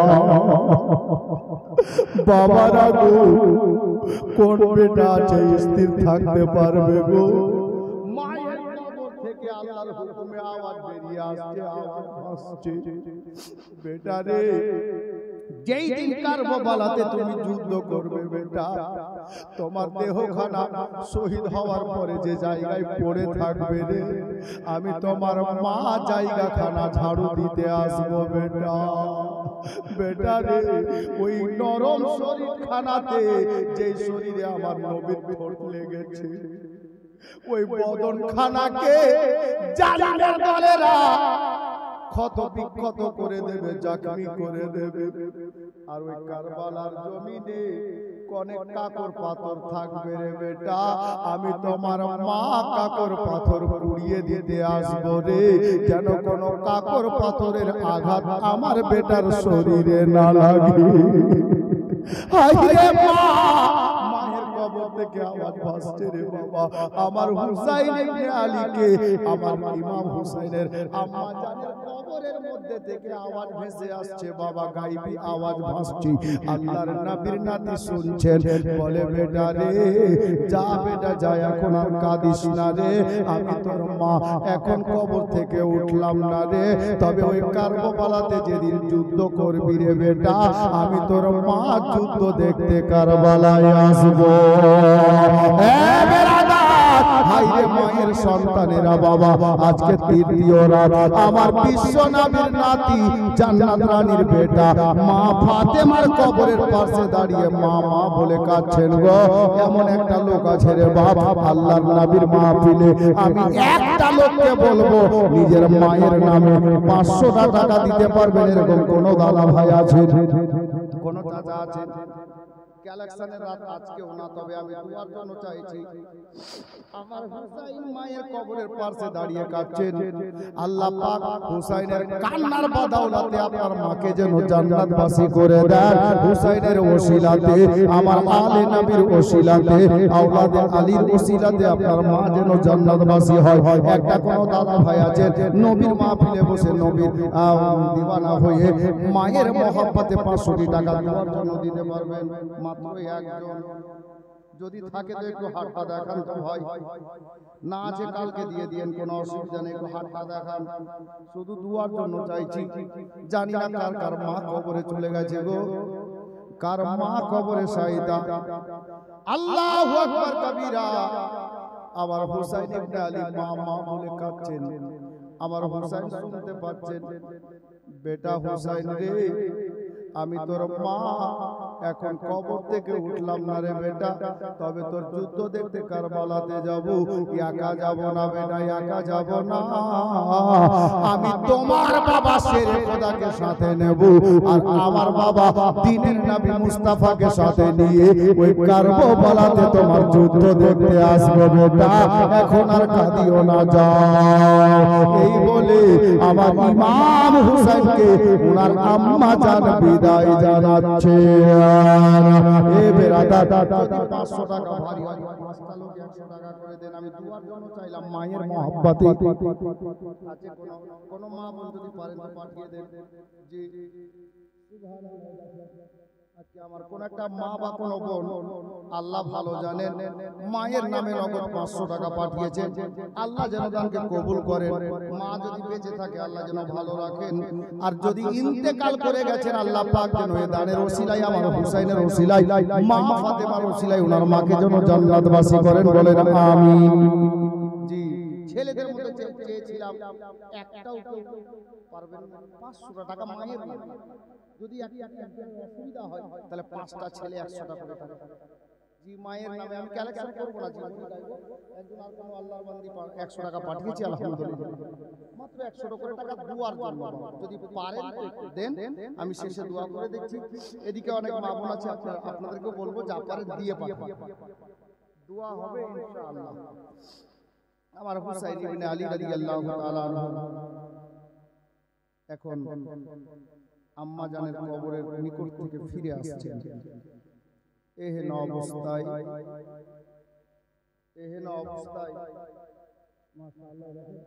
মেয়েরা 100 করে আরো দুজন দিয়েছেন। একজন কোন আল্লাহর বান্দা 100 টাকা দিয়েছেন, মাশাআল্লাহ। ছেলেদের একটা এসছে, বাবু ওটা নিয়ে এসো, ওদিকে নিয়ে এসো, মাশাআল্লাহ, আলহামদুলিল্লাহ। অনেক মা প্রেমিক এখানে বসে আছে, বেশি নয়, দুয়ার জন্য। যাই হোক, আজকে মাঝখানে চেয়ে নিলাম, কালকে তো শেষে চেয়েছিলাম দুয়ার জন্য। একটু বসেন, ইনশাআল্লাহ তাআলা আমি আজকে যতটা পারছি টানার চেষ্টা করছি। বেরাদার, হযরতে হুসাইন ইবনে আলী বেরিয়ে আসলেন, এসে বাড়িতে যাচ্ছেন। যেমন বাড়ির দরজায় পা রেখেছেন ভোর হয়ে গেছে। বাড়ির বারান্দাতে ইমাম হুসাইনের একটা বেটি, পূর্ণিমার চাঁদের মতো চেহারা, নাম যার সুগরা খাতুন, বয়সটা 11 বছর। জ্বরের অবস্থায় খাটের উপরে শুয়ে আছে। শুয়ে বলতে ঘুমে না, জেগে আছেন, জাগ্রত অবস্থায় আছে। 11 বছরের বাচ্চা। উনি বাড়িতে দেখছেন চাচি আম্মা, ফুফু আম্মা, নিজের আম্মা সবাই নিজের কাপড় চোপড় গোছাচ্ছে, ব্যাডিং গোছাচ্ছে। কেউ সুগরাকে তৈরি করছে না, কিছু বলছে। উনি কিন্তু রাতে দেখছেন দৃশ্যটা বাড়ি। আমার হুসাইন বাড়ির দরজায় যেমনই এসে ভোরবেলায় পা রেখেছেন, কবরস্থান থেকে বেরিয়ে সুগরা ডাক দিচ্ছেন, আব্বা, আব্বা গো। আমার হুসাইন বলছেন, কি হলো রে মা? সুগরা, কিছু বলবি মা? হযরতে সুগরা বলছেন, আব্বা একটু কাছে আসেন, একটা কথা জিজ্ঞাসা করব। সুগরা তো জ্বরের অবস্থাতে আছেন, বিছানায় শুয়ে আছেন, খুব বেশি জ্বর ছিল। হযরতে ইমাম হুসাইন গেলেন, বেটির মাথার কাছে গিয়ে বসলেন। বল মা, কি বলবো বল। আদব দেখেন, শব্দ দেখেন। মা বল, কি বলবে? আজ রাতে সুগরা বলছেন, আব্বা আপনারা কোথাও যাবেন নাকি? আপনারা কোথাও যাবেন নাকি গো আব্বা? তো হযরতে সুগরার আব্বা আমার হুসাইনে পাক বলছেন, বেটি কেন রে, এই কথা কেন? বলে, আব্বা সন্ধ্যা রাত থেকে বাড়িতে দেখছি, বাড়িতে আমার নিজের ভাই নিজের বোন, চাচতো ভাই চাচতো বোন, দাদা মা চাচি পিসি সবাই তৈরি হচ্ছেন, নিজের নিজের কাপড় চোপড় ব্যাটিং পত্র গুছিয়ে নিচ্ছে। কিন্তু আব্বা গো, সবাই তৈরি হচ্ছে, আমাকে কেউ তৈরি করে না গো আব্বা। আপনারা কোথায় যাবেন, আমাকে কি নিয়ে যাবেন না? সুগরা খাতুনকে আমার হুসাইন বললেন, বেটি সুগরা রে, আমরা সবাই আজকে বাড়ি থেকে বেরিয়ে যাব, মদিনা ছেড়ে মক্কাতে থাকার জন্য যাচ্ছি, বাপ দাদার দেশে চলে যাচ্ছি। মা আব্বা গো, আমাকে কি নিয়ে যাবেন না আব্বা? কেন কেউ আমাকে তৈরি করে না গো আব্বা? হযরতে সুগরাকে আমার হুসাইন মাথায় হাত দিয়ে বললেন, বেটি রে, তোমার শরীরে অনেক জ্বর আছে রে মা, তোমাকে নিয়ে যাওয়া যাবে না, তুমি এই সোনার মদিনাতে থাকো। বাবারা গো, 11 বছরের বাচ্চা কত বড় হবে রে বাবা। মা চলে যাচ্ছে, বাবা চলে যাচ্ছে, দাদা চলে যাচ্ছে, বোন চলে যাচ্ছে। আমার সুগরা খাতুন বলছেন, আব্বা গো, পরিবারের সবাই তো চলে যাচ্ছে, মা বাবা ভাই বোন দাদা সবাই চলে যাচ্ছে, চাচি আম্মা ফুফু আম্মা কেউ বাড়িতে থাকবে না। আব্বা গো, আপনি আমার কাছে থেকে যান, সবাইকে যেতে দেন আব্বা। আমার সুগরা খাতুনের আব্বা বললেন, বেটি রে, আমাকে কেন তুমি থাকতে বলছো মা? সুগরা খাতুন বলছেন, আব্বা গো, আপনিও যদি চলে যান গো আব্বা, এ বাড়িতে আমার কিছু দরকার পড়বে, আমি কারে আব্বা আব্বা বলে ডাক দেব? বাড়ির বাহির থেকে এসে আমাকে মা বলে কপালে চুমা খেয়ে দেবে, আমি কারে আব্বা বলে ডাকবো? আমাকে বেটি বলে কে ডাক দেবে আব্বা? তার জন্য আপনাকে বলি আব্বা গো, সবাই যাচ্ছে, যেতে দেন আব্বা, আপনি দয়া করে আমার কাছে থেকে যান আব্বা। আমার যদি জ্বরটা বেড়ে যায়, অসুস্থতা বেড়ে যায় আব্বা, আমাকে ডক্টরের কাছে কবিরাজের কাছে কে নিয়ে যাবে আব্বা গো? আপনি থাকেন, সবাইকে যেতে দেন আব্বা। আমার হুসাইন চোখের পানি ছেড়ে দিয়েছেন, বেটিকে সিনায় লাগিয়ে বলছেন, মা রে, এ বেটি সুগরা, ড্রাইভার ছাড়া গাড়ি চলে না রে মা, বাসা ছাড়া দেশ চলে না, সর্দার মহল ছাড়া যেমন পাড়া চলে না। বাবারা গো, আমার হুসাইন বলছেন, বেটি রে, আজকে সোনার মদিনা থেকে যে দুটা ফুটা কাফেলাটা মক্কাতে যাবে, এই কাফেলার সর্দার ড্রাইভার হলো তোর বাবা হুসাইন। বেটি রে, তোর বাবা থাকলে চলবে না রে মা, তোর বাবা থাকলে দেখাশোনা করে কাফেলাটা নিয়ে যাবে কে? এ বেটি সুগরা, তোর বাবা হুসাইন চলে যাচ্ছে রে, তোর বাবাকে থাকতে বলিস না রে মা। আবার সুগরা খাতুন বলছেন, আব্বা তাহলে আমি কারে আব্বা বলে ডাকবো, আমি কারে বাবা বলে ডাকবো? আবার হুসাইন বলেন, বেটি রে, ও বেটি সুগরা, আমি তোর বাবা চলে যাচ্ছি রে মা, ওই দেখ সোনার মদিনাতে, ওই দেখ সোনার মদিনাতে আমি তোর আব্বা, আমি রেখে যাচ্ছি কাবার ও কাবাকে, আমি রেখে যাচ্ছি দয়ার নবীকে। এ বেটি সুগরা রে, আমার নবীর রওজা এমন একটা জায়গা রে, সুগরা মনে রাখ মা, যখন আব্বা বলে মনে পড়ে যাবে, যখন বাবার কথা মনে পড়ে যাবে রে, তুমি আমার দয়ার নবী রওজা মোবারকে যাবে বেটি, আমার আল্লাহ তোমার অন্তরে শান্তি দান করবে। এ বেটি সুগরা, আমাকে যেতে দেওয়ার বাধা দিও না মা। আমার সুগরা খাতুন বললেন আব্বা ঠিক আছে যান, তবে একটা কথা বলি। কি কথা গো বেটি, কি কথা রে মা? আমার সুগরা বলছেন আব্বা গো সবাইকে নিয়ে যান, আপনিও চলে যান, দাদা ভাই চলে যান, নিজের বোন চাচাতো বোন সবাই চলে যাক, ফুফু আম্মা চাচি আম্মা চলে যাক, তবে আব্বা একটা কাজ করলে ভালো হতো। আব্বা কি কাজ রে বেটি? বলে আব্বা গো আপনি সবাইকে নিয়ে যান, আমার গর্ভধারিণী মাকে আমার কাছে রেখে যান। হে বেরাদার, আমার সুগরা খাতুনকে আমার হোসেন বললেন বেটি কেন রে? বলে আব্বা গো আপনারা সবাই চলে যাবেন, আমি একা হয়ে যাব, আমরা মা বেটিতে জীবনটা কাটিয়ে নেব, যখন আসবেন তখন দেখা যাবে আব্বা। আর আব্বা জানেন গো আপনারা চলে যাওয়ার পরে আমার অসুখটা যদি বেড়ে যায়, আমি তো নিজে থেকে খাটে উঠে বসতেও পারছি না আব্বা, এতটা শরীর অসুস্থ। আপনি চলে যাওয়ার পরে আমার অসুস্থতা যদি বেড়ে যায় গো আব্বা, আমাকে বিছানায় উঠিয়ে বসাবে কে?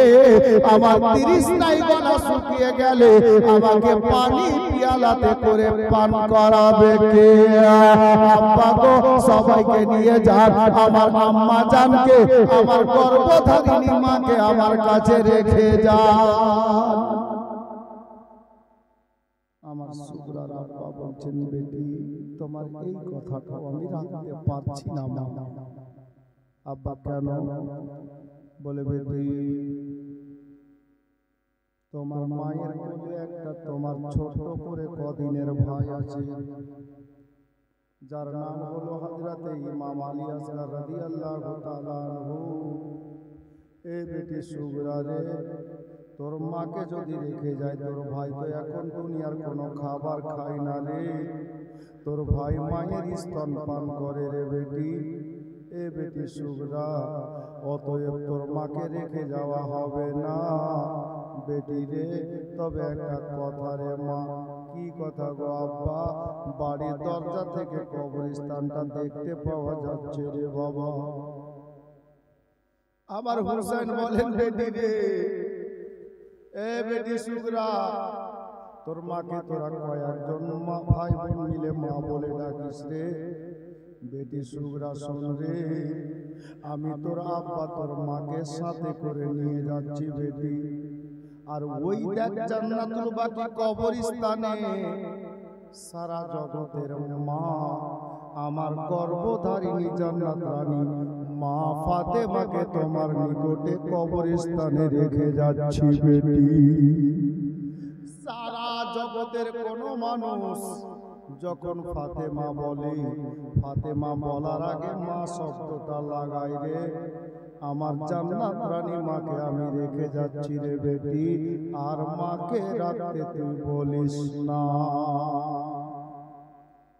আমার হুসাইনকে শেষে আমার সুগরা বললেন আব্বা শেষ কথা একটা বলি। বল মা, বল কি বলবি? বলে আব্বা আপনি সবাইকে নিয়ে যান, কাউকে আর রাখতে বলবো না, মাত্র কদিনের যে ভাইটা আছে না আমার আলী আসগর, আমার ভাইটাকে আমাকে দিয়ে যান আব্বা। কেন রে মা? ভাইটাকে কেন রাখতে বলছিস? তো কদিনের শিশু বাচ্চা, মাসুম বাচ্চা। সুগরা বলেন আব্বা আমি এই জন্য বলছি আব্বা হুজুর, এ মদিনাতে আমি একা হয়ে যাব গো আব্বা। আমার মা থাকবে না, বাবা থাকবে না, বোন থাকবে না, দাদা থাকবে না, চাচি আম্মা ফুফু আম্মা কেউ থাকবে না আব্বা। আপনারা সবাই চলে যাবেন আব্বা। আপনারা যতদিন না আসবেন আমি আমার ওই ছোট্ট ভাইটাকে কোলে পেটে করে নিজের সময়টা কাটাবো, ভাই বোনে মদিনায় থেকে যাব। আমার হুসাইন বলছেন, এ বেটি রে, তোর ভাইকে রেখে যাওয়া হবে না রে মা। কেন গো আব্বা? বলে তোর ভাই যে তো দুনিয়ার কোনো খাবার খায় না রে, মায়ের স্তন পান করে, যদি রেখে যায় তুই কি খাওয়াবি বেটি? তবে বেটি সুগরা শোন রে, আমি তোর আব্বা তোর ছোট ভাইকে আমার সাথে নিয়ে যাচ্ছি রে, আর আমার ছোট ভাই ইমাম মহসিনকে জান্নাতুল বাকি কবরস্থানে রেখে যাচ্ছি বেটি। আমি তোর বাবা তোর ছোট ভাইকে নিয়ে গেলাম, আমার ছোট ভাইকে তোর কাছে মদিনাতে রেখে গেলাম মা, আর ভাইকে রাখতে বলিস না বেটি। এই কথা বলে হযরতে সুগরাকে সান্ত্বনা দিলেন বাবা। তবে সাথে সাথে হুসাইন বলেছিলেন, এ বেটি সুগরা এখন থাকো, আমরা মক্কাতে যাওয়ার পরে 2-1 সপ্তাহ যাওয়ার পরে আমরা দেখব, আজ আমি চিন্তা ভাবনা করে দেখব, তোমার দাদা আলী আকবরকে ঘোড়া নিয়ে পাঠিয়ে দেব মদিনাতে। তোমার জ্বরটা যখন কমে যাবে, তোমার দাদার সঙ্গে ঘোড়ায় বসে তুমি মদিনা থেকে মক্কায় চলে আসবে আমাদের নিকটে। এখন যেতে চাইও না মা, তুমি মদিনায় থেকে যাও বেটি। এই বলে সান্ত্বনা দিলেন বাবা। অবশেষে আমার হুসাইন ইবনে আলীকে সুগরা বললেন, আব্বা গো, আমাকে কার কাছে রেখে যাচ্ছেন আব্বা? আমি যে একা হয়ে গেলাম গো, কারে মা বলে ডাকবো? আমার মাথায় কে হাত বোলাবে? আমাকে পানিকে পান করাবে? আমার কার সাহারাতে থাকবো? এক কথায় বলি, আমার হুসাইন বললেন, আল্লাহর ওয়াস্তে রেখে যাচ্ছি। তবুও বাবা কিতাবে লেখা আছে, আমার হুসাইন ইবনে আলী ওই ভোরের বেলাতে বাবা, আমি প্রথম রাতে বলেছিলাম আমার ইমাম হুসাইনের একটা নানি আমার নবীজার হাতে মাটি দিয়েছিলেন বাবা, যিনার নাম উম্মে সালমা রাদিয়াল্লাহু তাআলা আনহা। উনি বেঁচে ছিলেন মদিনাতে। আমার বিশ্ব নবীর নাতি হুসাইন ইবনে আলী রাদিয়াল্লাহু তাআলা আনহু নিজের নানি জানকে ভোরবেলায় বাড়িতে ডেকে আনলেন বাবা, আর বললেন, নানি গো, আমার বেটি সুগরা থাকলো, আপনার হাতে সঁপে দিলাম, আপনি এর দেখাশোনা করবেন নানি যান, আপনার আঁচলের ছায়ায় ঢেকে রাখিয়েন নানি গো। আমি চলে গেলাম, যদি বেঁচে থাকি দেখা হবে, আর নইলে হাসরের মাঠে দেখা হবে। এই বলে হুসাইন বাড়ি ছাড়ছেন বাবা, পরিবার বর্গকে নিয়েছেন। 6 মাসে আপনার কি বলে 2-4 দিনের বাচ্চাও আছে, 7 বছরের বাচ্চাও আছে, 8 বছরের বাচ্চাও আছে, 6 বছরের ছেলে আছে, 19 বছরের জওয়ান আছে, আপনার কি বলে 22 বছরের জওয়ান আছে, 14 বছরের ছেলে আছে। এই ধরনের ছেলেদেরকে নিয়ে নিজের আহলে আয়ালকে সাথে করে নিয়ে বাবা মদিনা থেকে নিজের বাড়ি থেকে কাফেলা বেরিয়ে গেল। এ বেরাদার, বাড়ি থেকে বেরিয়ে মক্কার পথে যেমন চলতে আরম্ভ করেছেন, 2-4 কদম চলেছেন, নবী সাহেব যে গুম্বাদে খাজরা সামনে রে বাবা, সারা বিশ্বের দিওয়ানারা এটাই চাই যে আমার মৃত্যু যেন গুম্বাদে খাজরার আশেপাশে হয়। আল্লাহ আল্লাহ, আমার হুসাইন দাঁড়িয়ে গেছে কাফেলা নিয়ে গুম্বাদে খাজরার দিকে। আমার হুসাইনের নজর চোখ দিয়ে ঝরঝর করে মতির ঝর্ণার মতো, মতির দানার মতো, ঝর্ণার পানির মতো বাবা অশ্রু মোবারক বেরোচ্ছে গো। আমার নবীর গুম্বাদে খাজরার দিকে তাকাচ্ছেন, আবার হুসাইন কাঁদছেন, আল্লাহ আর সোনার মদিনাতে রইতে পেলাম না। দয়ার নবীকে লক্ষ্য করে ডাক দিয়ে বলেন, নবী গো, আমি হুসাইন বেরিয়ে গেলাম হুজুর, আর মদিনায় রইতে পেলাম না, মদিনা ছেড়ে দিতে বাধ্য হলাম না, না জান আমি চলে গেলাম, আমার জন্য দোয়া করিয়েন না। এ ব্রাদার, ওইদিকে বেটিকে ছেড়ে যাচ্ছে, এইদিকে মায়ার নবীর রওজা ছেড়ে যাচ্ছে। এ ব্রাদার, হুসাইন ইবনে আলী রাদিয়াল্লাহু তাআলা আনহু মদিনা ছেড়ে মক্কা যাচ্ছেন বাবা। এই জন্য শায়ের লিখেছিলেন কি জানেন, ইমাম হোসেন মক্কা শহর হলেন রাওয়ানা,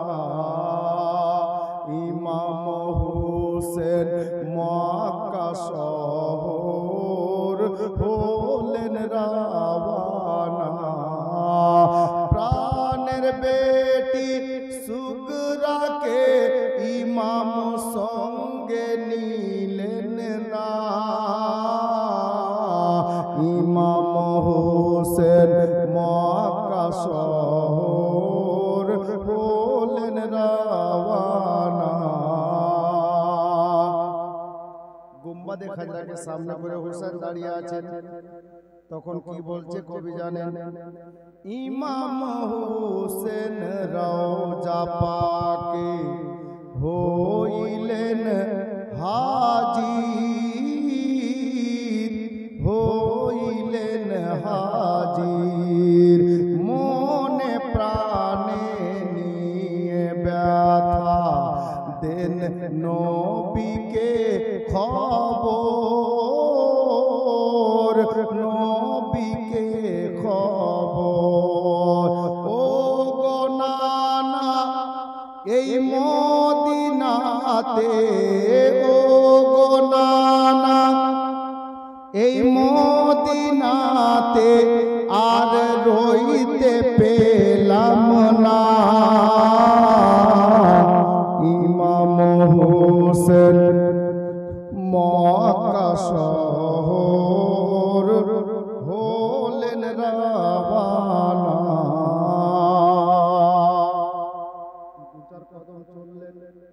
বিশাল বড় কবরস্থান।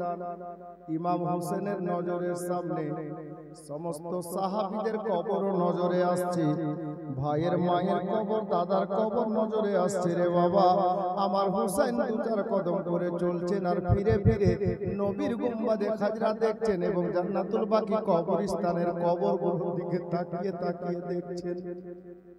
কবি বলছেন মায়ের কবর, ভাইয়ের কবর রইল মদিনায়,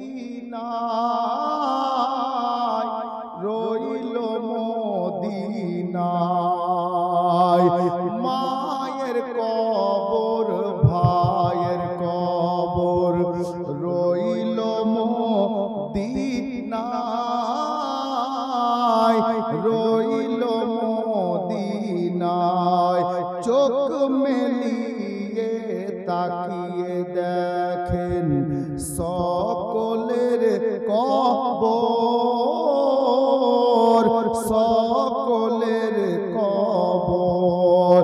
জিয়ারত করে এলেন ফিরে, জিয়ারত করে এলেন ফিরে আর দেখা হলো না। ইমাম হোসেন মক্কা শহর হলেন রাওয়ানা। প্রাণের বেটি সুগরাকে ইমাম সঙ্গে নিলেন না। ইমাম হোসেন মক্কা শহর হলেন রাওয়ানা। কাফেলা বাড়ি থেকে বেরিয়ে কিছুটা চলে গেছে। আমার সুগরা বিছানায় খাটে শুয়ে শুয়ে বাবা চলে যাচ্ছে, মা চলে যাচ্ছে, দাদা বোন সবাই চলে যাচ্ছে। বাড়িটা খালি হয়ে গেছে, সুগরা একা রয়ে গেছে। সবাই চলে যাচ্ছে, সুগরা থামতে পারছে না। বাবা হযরতে সুগরা খাতুন আমার আল্লাহকে ডাক দিচ্ছেন আর বলছেন কি জানেন?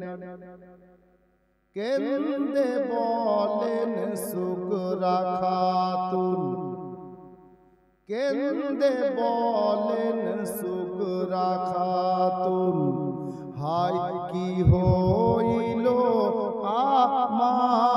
আমায়, কি হইল আমায়।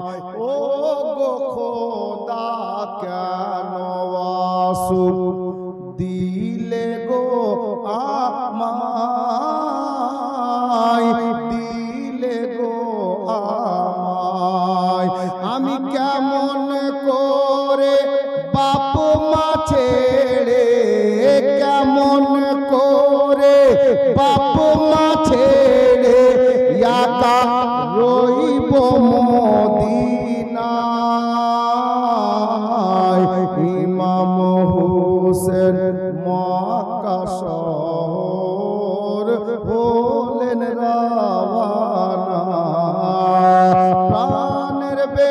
বেটি সুগরাকে ইমাম সঙ্গে নিলেন না, ইমাম হোসেন মক্কা শহর হলেন রওয়ানা। বেরাদার বাবারা, ভাইরা, মা বোনেরা, আমার ইমাম হোসেনের কাফেলা অল্পটা রাস্তা গেছেন বাবা। হযরতে সুগরা রাদিয়াল্লাহু তাআলা আনহা উনি বিছানায় শুয়ে শুয়ে বাবা দৃশ্যটা দেখতেছিল। সুগরা থামতে পারলো না, অন্তরটা ফেটে গেল রে বাবা।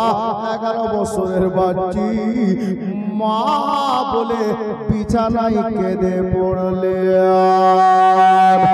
মা শব্দ বেরিয়েছে হযরতে সুগরা খাতুনের মুখ থেকে, মা বলে কান্না করে উঠলেন রে বাবা। ওই যে কাফেলাটা চলে যাচ্ছে হুসাইন পাকের, ওই কাফেলার সঙ্গে বাবা হযরতে সুগরা খাতুনের আম্মা জানো শামিল আছে।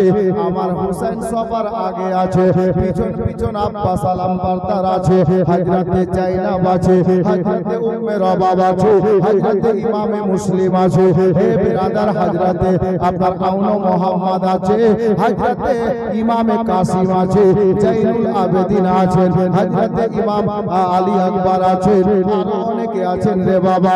সাথে সাথে আমার সুগরা খাতুনের মাই হযরতে শাহরবানু রাদিয়াল্লাহু তাআলা আনহা উনিও নিজের কচি বাচ্চাকে কোলে করে হাঁটতেছে, সবার চোখে পানি আছে।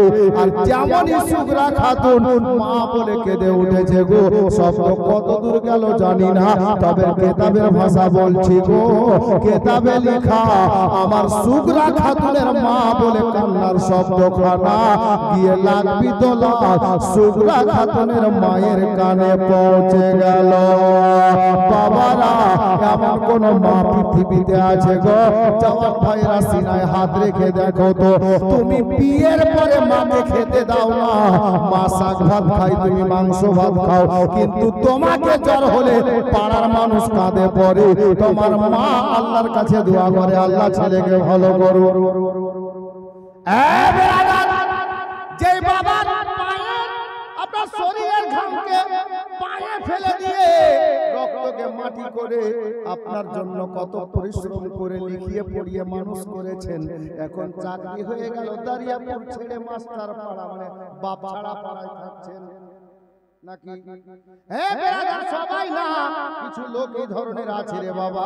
ওই মাস্টার পাড়ার রকম জায়গাতে কি হয় জানে, গোটা ফ্লাইট নিয়েছে, বুড়ি মাটা আছে আপনার দিয়াড়ি টাটির বাড়িতে, বুড়িমা 3 দিনের জন্য আসবে, তো ম্যাডাম বলছে জায়গা নাই। আর 8 দিন শ্বশুর শালা শালি এসে থাকে, কোনো কথা নাই।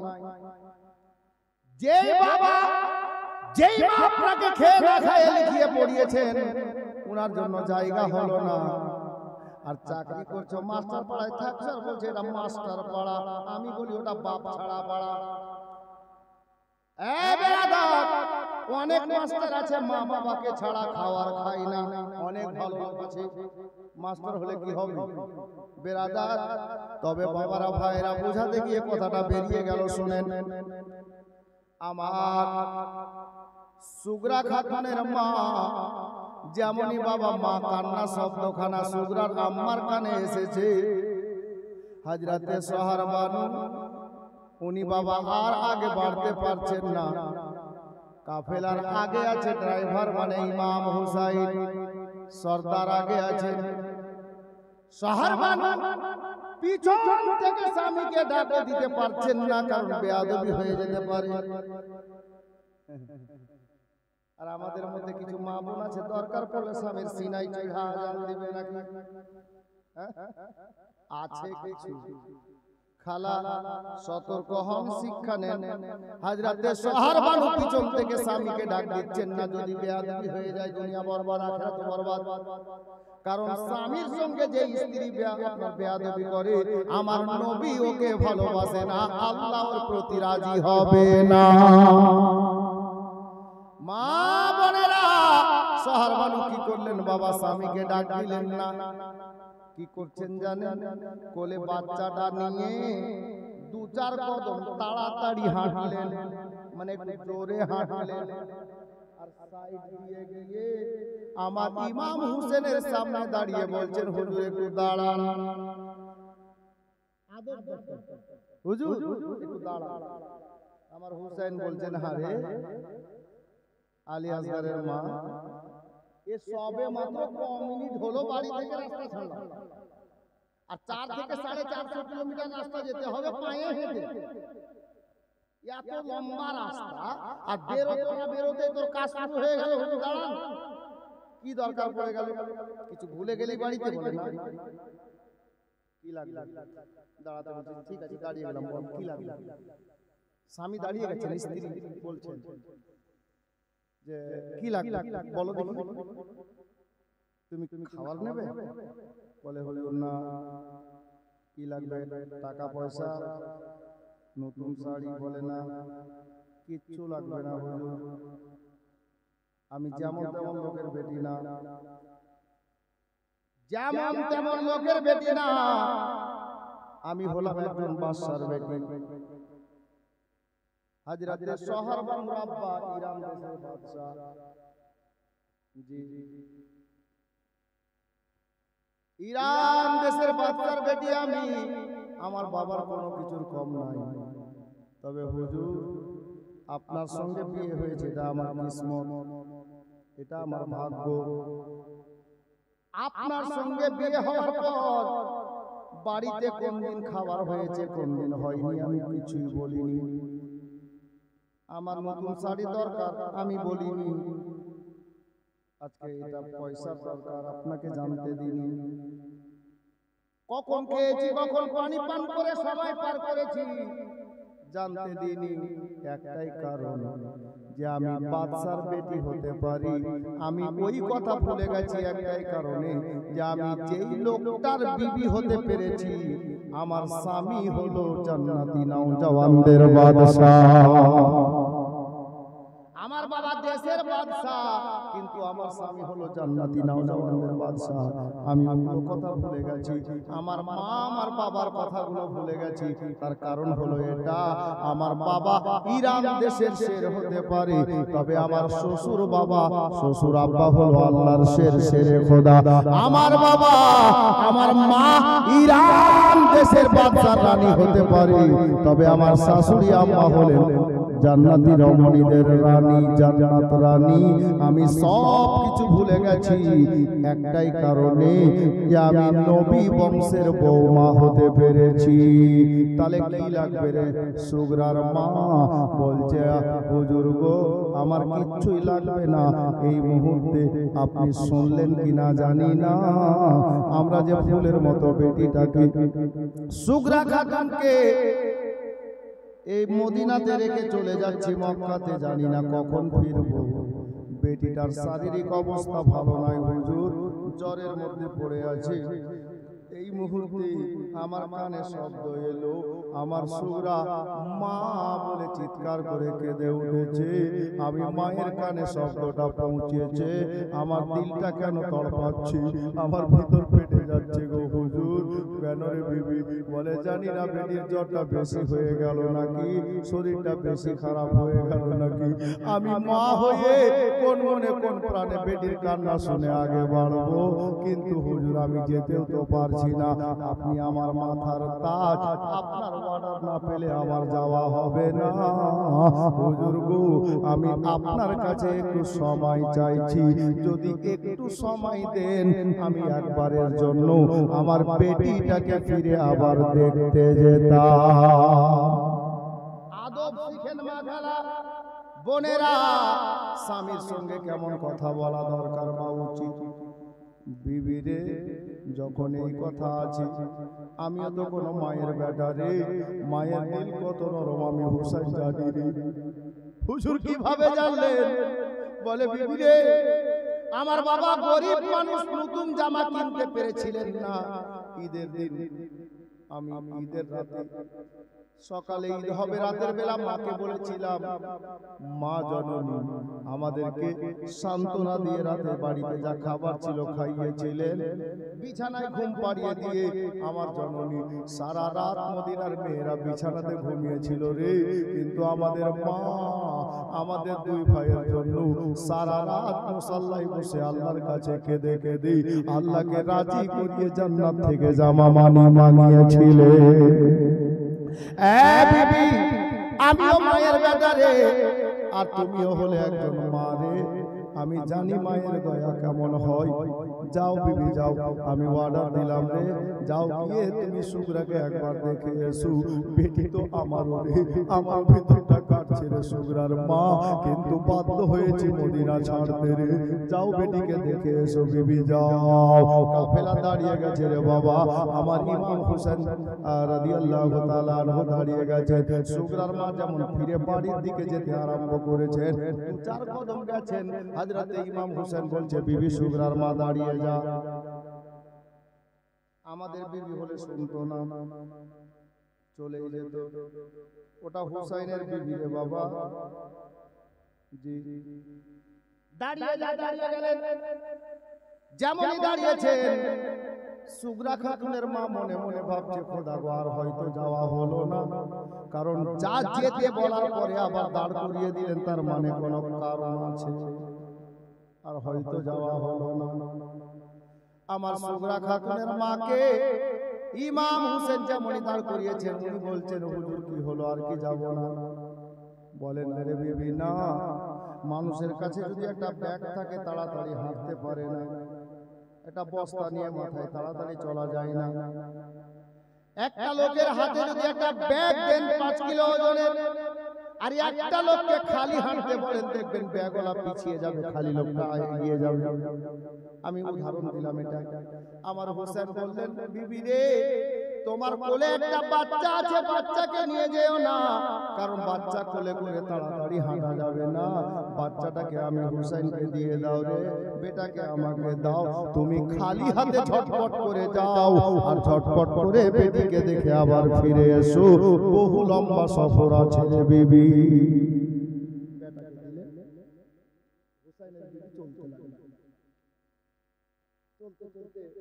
যেমনই গিয়ে বাড়ির দরজায় উঠেছেন, সুগরা খাতুন খুব খুশি। আম্মা আপনি আসলেন? হ্যাঁ বেটি আসলাম। আচ্ছা, মাকে যারা ভালোবাসে ভাই একটু শোনো ভাই, মায়ের পাওয়ার দেখো, মায়ের মর্যাদা দেখো। সুগরা খাতুনের মা গেলেন, সুগরা শরীরে অনেক জ্বর ছিল, থরথর করে কাঁপছিলেন, উঠে বসতে পারছিলেন না, এত জ্বর। হযরতে সুগরা খাতুনের মা গেলেন, বেটির কাছে বসলেন, আর যেমনই বেটির চেহারাতে হাত ফিরিয়েছেন, মা তুমি কেন কাঁদছিলে?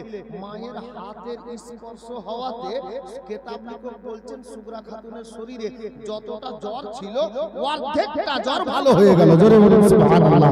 মায়ের হাতের মর্যাদা দেখুন, পাওয়ার দেখুন, আল্লাহ এত পাওয়ার দিয়েছে মায়ের হাতের মধ্যে। মাও আবার ওরকম হওয়া লাগবে। আমাদের মাগুলো যদি বলে যে আমি বেটাকে রোজ ছুঁচি, জ্বর হয় না, ভালো হয় না কেন? কারণ আছে।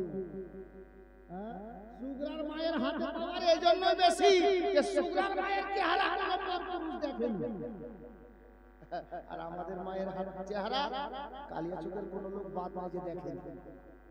হ্যাঁ স্বাভাবিক, উনারা পর্দা ছাড়েনি আর এরা পর্দা করেনি, যার জন্য এদের হাতে ওই বরকতটা নেই। বরকত তো আছে কিন্তু ওই বরকতটা নেই। আমি গাল দিচ্ছি না, বুঝাচ্ছি, শুনেন, খেয়াল করে। তখনও মা ছিল, এখনো মা। জি, পার্থক্য এটাই যে উনারা পর্দার বাইরে যাননি আর আমাদের গুলো পর্দা করতে শিখে, শুনছে কিন্তু শিখছে না, করছে না। বাবা যাই হোক, হযরতে গিরামি বলছিলাম, সুগরার মা সুগরার শরীরে হাত দিলেন, অর্ধেক জ্বর ভালো। হযরতে সুগরা খাতুন বলছেন, আম্মা তুমি চলে এলে গো? হ্যাঁ বেটি আমি আসলাম। আম্মা যখন আসলেন তো আর জেল নাম থেকে যাবে, ওনারা যান। আমার সুগরার মা বলছেন, বেটি রে, এ বেটি সুগরা শোন রে, আমি তোর আব্বাসের খোদার লালকে হযরতে হুসাইনে পাক রাদিয়াল্লাহু তাআলা আনহুকে রাস্তায় দাঁড় করিয়ে একটু সময় নিয়ে এসেছি বেটি, আমার থাকা যাবে না, আমাকে আবার যেতে হবে। যদি তোমার আব্বা নারাজ হয়ে যায় রে, আমার ইহ জগৎ পর জগৎ বেকার হয়ে যাবে রে বেটি। তোমার আব্বা নারাজ হয়ে গেলে, দুঃখ পেয়ে গেলে, মা ফাতেমার বেটাকে দুঃখ দেওয়া যাবে না, নবীর নাতির মনে দুঃখ দেওয়া যাবে না। মা আপনি আসলেন তো যাবেন যখন, আমাকে নিয়ে চলেন মা। বলে কেন রে বেটি? বলে আম্মা গো দেখেন না আমার শরীরের জ্বরটা কমে গেছে, আর সত্যিকারের জ্বরটা কমে গেছে বাবা, কিন্তু বলেন তো হঠাৎ করে যদি আপনার জ্বরটা ছেড়ে দেয়, 8 দিন থেকে জ্বর হচ্ছে, বলেন তো মুখটা খারাপ হয়ে খাবার খেতে পারছিলেন না 8 দিন থেকে, ওই শক্তিটাকে থাকবে বাবা? 8 দিন পূর্বে যে শক্তিটা ছিল থাকবে না বাবা, শরীরটা দুর্বল হয়ে থাকবে, শরীরটা কমজোর হয়ে থাকবে। আমার সুগরা খাতুনকে ওনার মা বলছেন, ও বেটি সুগরা রে, তোমার জ্বর কমে গেছে বটে, তবে তোমার শরীরটা এখনো অসুস্থ আছে রে বেটি। বলে না মা আমাকে নিয়ে চলেন, আমি এই মদিনাতে কার কাছে থাকবো, কারে মা বলে ডাকবো, আমাকে এক পেয়ালা পানিকে পান করাবে গো, আপনি সঙ্গে নিয়ে চলেন মা।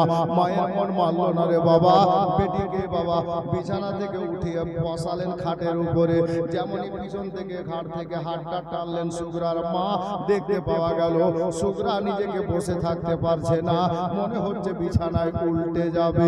এ বেরাদার, আমার সুগরা খাতুনের মা আবার পিছনে হাত দিয়ে বেটিকে বিছানায় রেখে দিলেন, আর বললেন বেটি রে, ও বেটি সুগরা কাঁদিস না রে মা, আর তোর আব্বা হযরতে হুসাইনে পাক রাদিয়াল্লাহু তাআলা আনহু উনি যে বলে গেছেন রে বেটি, যে মদিনা থেকে মক্কায় যাওয়ার পরে 2-1 সপ্তাহ পরে তোমার দাদা আলী আকবরকে পাঠিয়ে দেবে ঘোড়া নিয়ে, তুমি দাদার সঙ্গে জ্বরটা কমে গেলে তুমি আবার চলে আসবে মক্কাতে আমাদের নিকটে, এখন আর থাকতে বলিস না রে মা, আর তুই থেকে যা বেটি, আমি এবার যাই রে, তোমার আব্বা কষ্ট পাবে রে বেটি।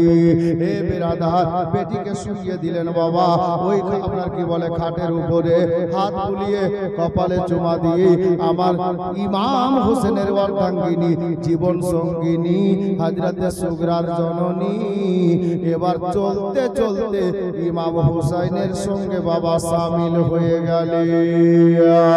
ও বাবারা ভাইরা, সোনার মদিনাকে আলবেদা জানিয়ে আমার হুসাইন ইবনে আলী রাদিয়াল্লাহু তাআলা আনহু ওই টুটা ফুটা কাফেলা নিয়ে আল্লাহু আকবার কবিরা মদিনা ছেড়ে চিরতরে চলে গেলেন মক্কার দিকে।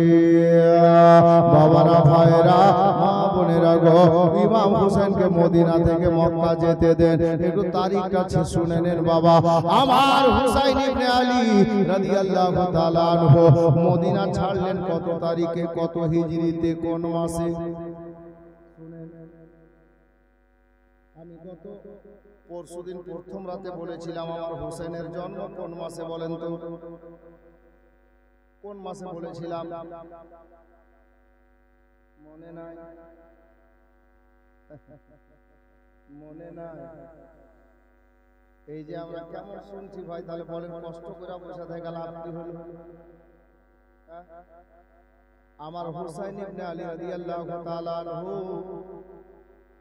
রোজার আগের মাসটাতে জন্ম নিয়েছিলেন, ওটাকে বলে শাবান মাস। জি, এরকম করে আমরা বুঝিয়েছিলাম যে হালুয়া রুটি করার মাস। জি, যে মাসে হালুয়া রুটি করি আমরা, শাবান মাসের 5 তারিখে আর 4 হিজরিতে আমার হুসাইন ইবনে আলী সোনার মদিনাতে ওনার জন্ম হয়েছে। 4 হিজরি 5 তারিখ শাবান মাস। এখন মদিনা ছাড়ছেন কত তারিখে জানেন? যেই মাসে ওনার জন্ম ওই মাসেই মদিনা ছাড়ছেন, যেটা শাবান মাস। শাবান মাসের 4 তারিখে, 1 তারিখ কমে গেল জন্ম তারিখ থেকে, 4 তারিখে 60 হিজরিতে আমার হুসাইন ইবনে আলী রাদিয়াল্লাহু তাআলা আনহু এই সোনার মদিনা থেকে বিদায় নিলেন, সোনার মদিনা থেকে মক্কা চলে গেলেন।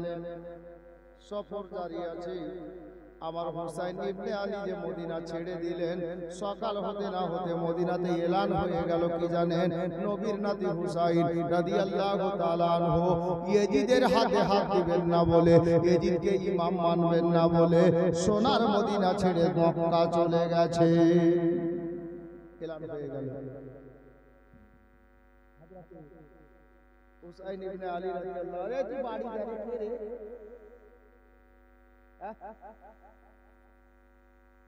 সুখাতে মাছ মারতে চাইছিলেন, বাড়ি চলে যাবে।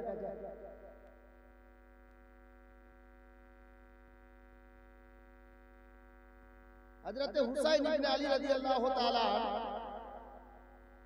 এই 4-450 কিলোমিটার পথ অতিক্রম করে মক্কাতে পৌঁছালেন।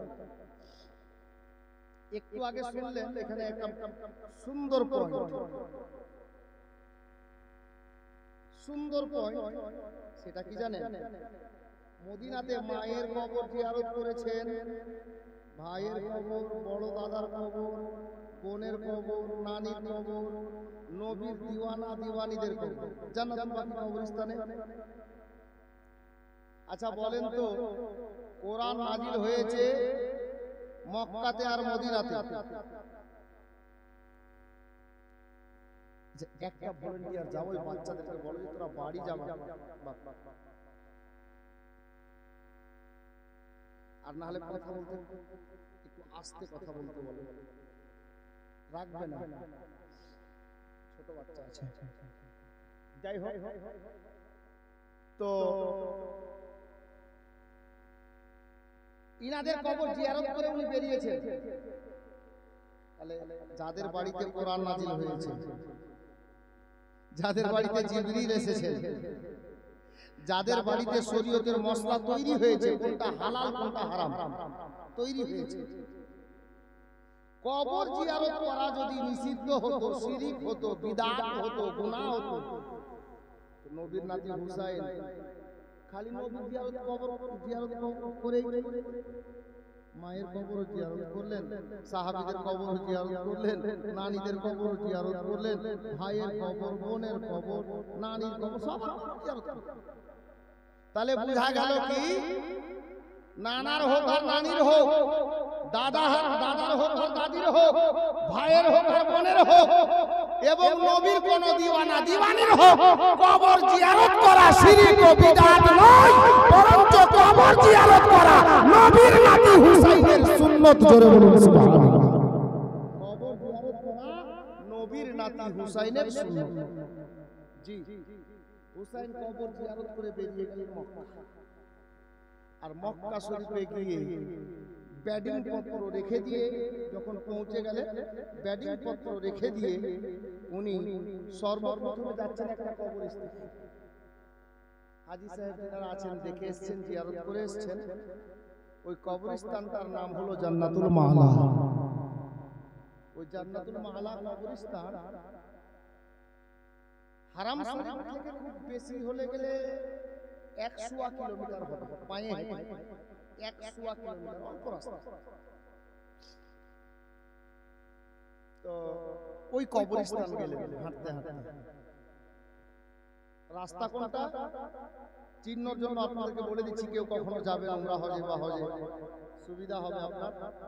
নবী পাকের জন্মস্থানটা থাকবে আপনার ডান হাতে, আর কাবা ঘর বাম হাতে থাকবে। সহজ কথা, নবী পাকের জন্মস্থান যেটা, ওটা বর্তমানে লাইব্রেরি করা আছে। ওই জায়গাটাকে, পাক জায়গাকে আপনি ওখানে যাবেন, ডান হাতে থেকে গেল নবী পাকের জন্মস্থানের জায়গাটা, আর বাম হাতে সর্বপ্রথমে আপনি পাবেন আবু জেহেল নালায়েকের বাড়ি, টয়লেট, বাথরুম, পায়খানা, আপনার ছাপখানা বাম হাতে। ডান হাতে নবী পাকের জন্মস্থান, আর সোজা মাঝখান দিয়ে আপনি হেঁটে চলে গেলেন। মোটামুটি 4 মিনিট হাঁটার পরে দেখবেন একটা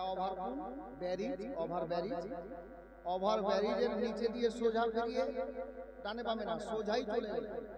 মোটামুটি 2-3 মিনিট আর যাওয়ার পরে একটা ত্রিমোহনী রাস্তা আছে, তিন দিকে রোডটা আছে, ওখানে দেখবেন বিশাল গ্রিল দিয়ে ঘিরা আছে জান্নাতুল মালা কবরস্থান। ওই 100 কিলোমিটার টোটাল রাস্তা হবে এখান থেকে। তো হারাম শরীফ থেকে, এখান থেকে বলতে দাঁড়িয়াপুর থেকে আবার ভাবিয়েন না, ধারণেওয়ালা অনেক আছে ভাই, বুঝলেন, এই জন্য বললাম। তো যাই হোক, তো বলছিলাম যে ওই কবরস্থানে গেলেন, কেন গেলেন? আমার নবীর নাতি হুসাইন রাদিয়াল্লাহু তাআলা আনহু এবার চলে গেলেন বাবা ওই কবরস্থানে, কারণে যে মদিনাতে রেখে গেলেন নিজের নানা জানের কবর, আর মক্কায় গিয়ে পেয়ে গেলেন নিজের আপন নানির কবর, হযরতে মা খাদিজাতুল কুবরা মা ফাতেমার আম্মা জানের কবর। ওটাই মা ফাতেমার নিজের মা বাবা, আর আমার হুসাইন পাকের নিজের নানি। ওখানে নানির কবর আছে, এদিকে মক্কাতে মদিনাতে নানার কবর ছেড়ে গেলেন, মক্কায় গিয়ে নানির কবর পেয়ে গেলেন। আমার হুসাইন ইবনে আলী সর্বপ্রথমে নানির কবরের কাছে গিয়ে দাঁড়ালেন, নানিকে সালাম জানালেন, নানিকে সালাম জানিয়ে কবর জিয়ারত করে তারপর ফিরে মক্কাতে আসলেন। এ বেরাদার বাবারা ভাইয়েরা, মক্কা নগরীতে এলান হয়ে গেল আমার নবীর বেশ কিছু পুরাতন সাহাবী বয়স্ক লোক বেঁচে ছিলেন বাবা। মা বোনেরা, বাবারা, ভাইরা গো, তিনারা শুনে বড় খুশি হলেন, আনন্দে আনন্দিত হলেন। কেন আনন্দ হলেন জানেন? ওনারা বলছেন, আল্লাহ গো, আপনার হুকুমে 53 বছর বয়সে আমার মায়ার নবী হিজরত করে মক্কা ছেড়ে মদিনায় গেছেন, আর ফিরে আসেননি। মাঝে মধ্যে এসেছেন হজে বা উমরাতে, এমনি থাকার জন্য নবী ফিরে আসেননি। চিরতরে বিদায় নিয়ে কবরে আনোয়ারে মদিনাতে আরাম করছেন মায়ার নবী আমার। তবে আজকে আল্লাহু আকবার, এটা খুশির বিষয়, নবীকে আমরা তো আর দ্বিতীয়বার পাইনি গো, কিন্তু আজকে আমাদের কিসমতের ব্যাপার, আমার ওই নবীর প্রিয় নাতি হুসাইনকে পেয়ে গেলাম, যে হুসাইন মক্কায় থাকবে আর যাবেন না। আমাদের বড় ভালো হলো রে মক্কাবাসীরা, আমরা মায়ার নবীর নাতিকে ইমামে শহীদে আজমকে ইমামে হুসাইনকে আমরা নিজের ইমাম বানিয়ে 5 ওয়াক্তের নামাজ পড়বো, জুমার নামাজ পড়বো। বড় খুশি হলেন মক্কাবাসীর লোকেরা। এ বেরাদার, হুসাইন ইবনে আলী রাদিয়াল্লাহু তাআলা আনহু ওই আপনার মক্কা মুআজ্জামাতে নিজের জীবন যাপন আরম্ভ করে দিলে। সবাই খুশি মক্কা বেরাদার, বাবা ভাইরা, মা বোনেরা, আমার হুসাইন ইবনে আলীকে মক্কাতে পৌঁছে দিলাম। এখন অনেক লোক আছে যে আজকে মায়ের দোয়া হবে, 10 টাকা দিলে নেবেন না, এরকম ব্যাপার নেই। কমিটি দুটো ছেলেকে বলবো একটু তাড়াতাড়ি হাঁটো, জি তাড়াতাড়ি হাঁটো, যে যা দেয় 10 টাকা 5 টাকা আছে। কমিটি ছেলে কেউ আছে এখানে? ওই নূর আলম আছো? একটু হাঁটো, দুটা ছেলে দুদিকে যাও, 10 টাকা 5 টাকা যে হয় হওয়ার জন্য, মা বাবার জন্য, দাদা দাদির জন্য, যা পারে ছেলেটার হাতে দিয়ে দেন। 10 টাকা 5 টাকা যত টাকা পারেন। এই বাবু ওরা ওই করতে করতে টাইম পাবে, জানা দিকে জানা। সুবহানাল্লাহ। আজকে তো মানকাবাত পড়া হয়, দুটো ছন্দ আমি মানকাবাতের পড়ব ইনশাআল্লাহ, তারপর সালাতু সালাম পড়ব ইনশাআল্লাহ। যান মা ছেলেরা গেল, আপনারা যে যা পারেন 5 টাকা 10 টাকা তাড়াতাড়ি দেন, দোয়া হবে ইনশাআল্লাহ। একবার দরুদ পড়ি, আল্লাহুম্মা সাল্লি আলা সাইয়্যিদিনা মাওলানা মুহাম্মদ ওয়া আলা আলি সাইয়্যিদিনা মাওলানা মুহাম্মদ ওয়া আলা আলি সাইয়্যিদিনা মাওলানা মুহাম্মদ সাল্লাল্লাহু তাআলা আলাইহি ওয়াসাল্লাম। হযরতে গিরামি দুটি আশার দুটি ছন্দ, তাড়াতাড়ি হাঁটি, তাড়াতাড়ি করিও। হ্যাঁ, দুটি আশার আমি আমার প্রিয় মুর্শিদ হুজুর সৈয়দি মুর্শিদি সৈয়দ খাজা মাসরুর মিয়া কলিমি আলাইহি রহমাত ওয়া রিদওয়ানের সামনে পড়ে দিয়ে সালাম পেশ করব। এখন মানকাবাত আমার কাছে এখন এই মুহূর্তে কোনো মানকাবাত এরকম নেই যে আপনারা শোনেন না, সবই শোনা আছে আপনার।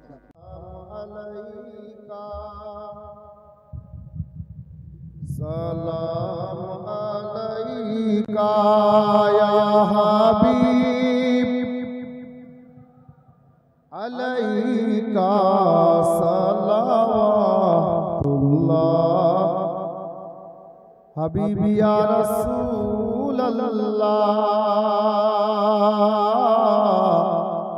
কারবালার ঘটনার পরে হযরতে সাকিনা বলে, আব্বা গো তুমি শহীদ হলে ডাকিব কারে আব্বা বলে।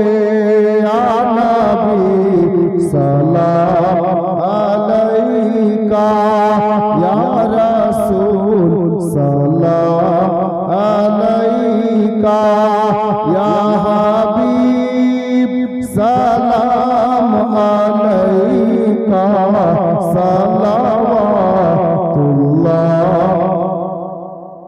হাবিবি ইয়া রাসূলুল্লাহ।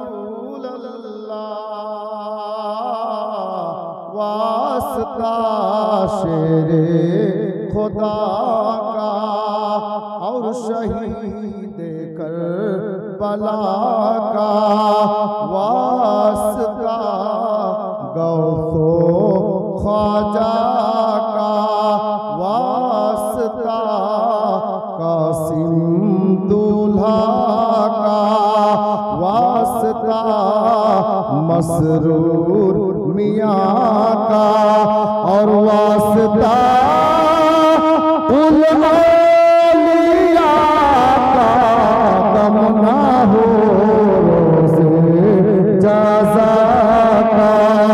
या नबी सलाम, या रसूल सलाम अलैका, या हबीब अलैका सलावतुल्लाह। अस्सलातु वस्सलामु अलैका या रसूलल्लाह, अस्सलातु वस्सलामु अलैका या हबीबल्लाह, अस्सलातु वस्सलामु अलैका या नूरम मिन नूरिल्लाह, व अला आलिका व अस्हाबिका या शफीअना यौमल जज़ा। बलगल उला बिकमालिही, कशफत तुजा बिजमालिही, हसनत जमीउ खिसालिही, सल्लु अलैहि व आलिहि अल्लाहुम्मा आमीन। अल्लाहुम्मा सल्लि अला सय्यिदिना व मौलाना मुहम्मद व अला आलि मुहम्मद कमा तुहिब्बु व तर्दा बि अन तुसल्लि अलैहि। सलातु व सलामु अलैका या रसूलल्लाह सल्लल्लाहु अलैहि वसल्লাম। ইয়া আল্লাহ পরওয়ারদিগার, আজকে তৃতীয় রাত্রিতে মাওলা হাসনাইন কারিমের জীবন চরিত্র থেকে কিছু অংশ পাঠ করেছি মাওলা। বলার মধ্যে শোনার মধ্যে আমাদের ভুল ত্রুটি হয়ে থাকলে আল্লাহ আমাদের সকলের ভুল ত্রুটিগুলোকে তুমি মার্জনা করে দিও মাওলা। ইয়া আল্লাহ পরওয়ারদিগার, এবং তোমার নবীর মাহফিলে দুয়ার জন্য, মা বাবার জন্য, দাদা দাদির জন্য, আলে নবীর মহব্বতে 500 করে 100 করে 10 টাকা 20 টাকা 1 টাকা 2 টাকা যে যত দান করেছে আল্লাহ সকলের দান খায়রাতকে এবং আমাদের বলা শোনাকে তোমার দরবারে তুমি কবুল করে নিও মাওলা। ইয়া আল্লাহ পরওয়ারদিগার, এই সমস্ত কিছু সওয়াবকে সর্বপ্রথমে হুজুর সাল্লাল্লাহু তাআলা আলাইহি ওয়াসাল্লামের পবিত্র দরবারে পৌঁছে দিও মাওলা। আল্লাহ গো, আমাদের সকলকে তুমি এখন নেক বানিয়ে দাও মাওলা। আমাদের সকলের মন থেকে হিংসাকে, অহংকারকে দূর করে দাও মাওলা। একে অপরের সঙ্গে মিল মহব্বত রেখে চলার তৌফিক দান করো মাওলা। ইয়া আল্লাহ, আমাদের সকলকে সত্যিকারে আলে নবীর গোলাম বানিয়ে দাও মাওলা। আল্লাহ গো, আমাদের সকলকে নিজের পীর ও মুর্শিদের নাকশে কদমে চলার তৌফিক দান করো মাওলা। পরওয়ারদিগার, আমাদের মধ্যে যারা বেরোজগার তাদেরকে রুজির সন্ধান দান করো মাওলা। আল্লাহ, যারা বেআওলাদ আছে তাদেরকে সাহিবে আওলাদ বানিয়ে দাও মাওলা। যারা পরেশানির মধ্যে রয়েছেন তাদের পরেশানিকে দূর করে দাও মাওলা। আল্লাহ গো, আমাদের সকলকে পাঁচওয়াক্ত নামাজ আদায় করার তৌফিক দান করিও মাওলা। পরওয়ারদিগার, আমাদের সকলকে বড়দের শ্রদ্ধা করার তৌফিক দান করো, ছোটদের স্নেহ করার তৌফিক দান করো মাওলা। ইয়া আল্লাহ, আগামী 2 রাত আর গাইতে বাকি থাকলো মাওলা, যেন সঠিকভাবে বলতে পারি, শুনতে পারি, তুমি তৌফিক দান করো মাওলা। ইয়া রাব, করম তু अगर करे वो बात दे जुबा को जो दिल पर असर करे। या इलाही दिखा दे वो मदीना कैसी बस्ती है जहाँ पे रात दिन मौला तेरी रहमत बरसती है। सल्लल्लाहु तआला अला खैरि खल्क़िही सय्यिदिना मुहम्मद व आलिहि व अस्हाबिही अजमाइन। आमीन सुम्मा आमीन बहक़ ला इलाहा इल्लल्लाहु मुहम्मदुर रसूलुल्लाह।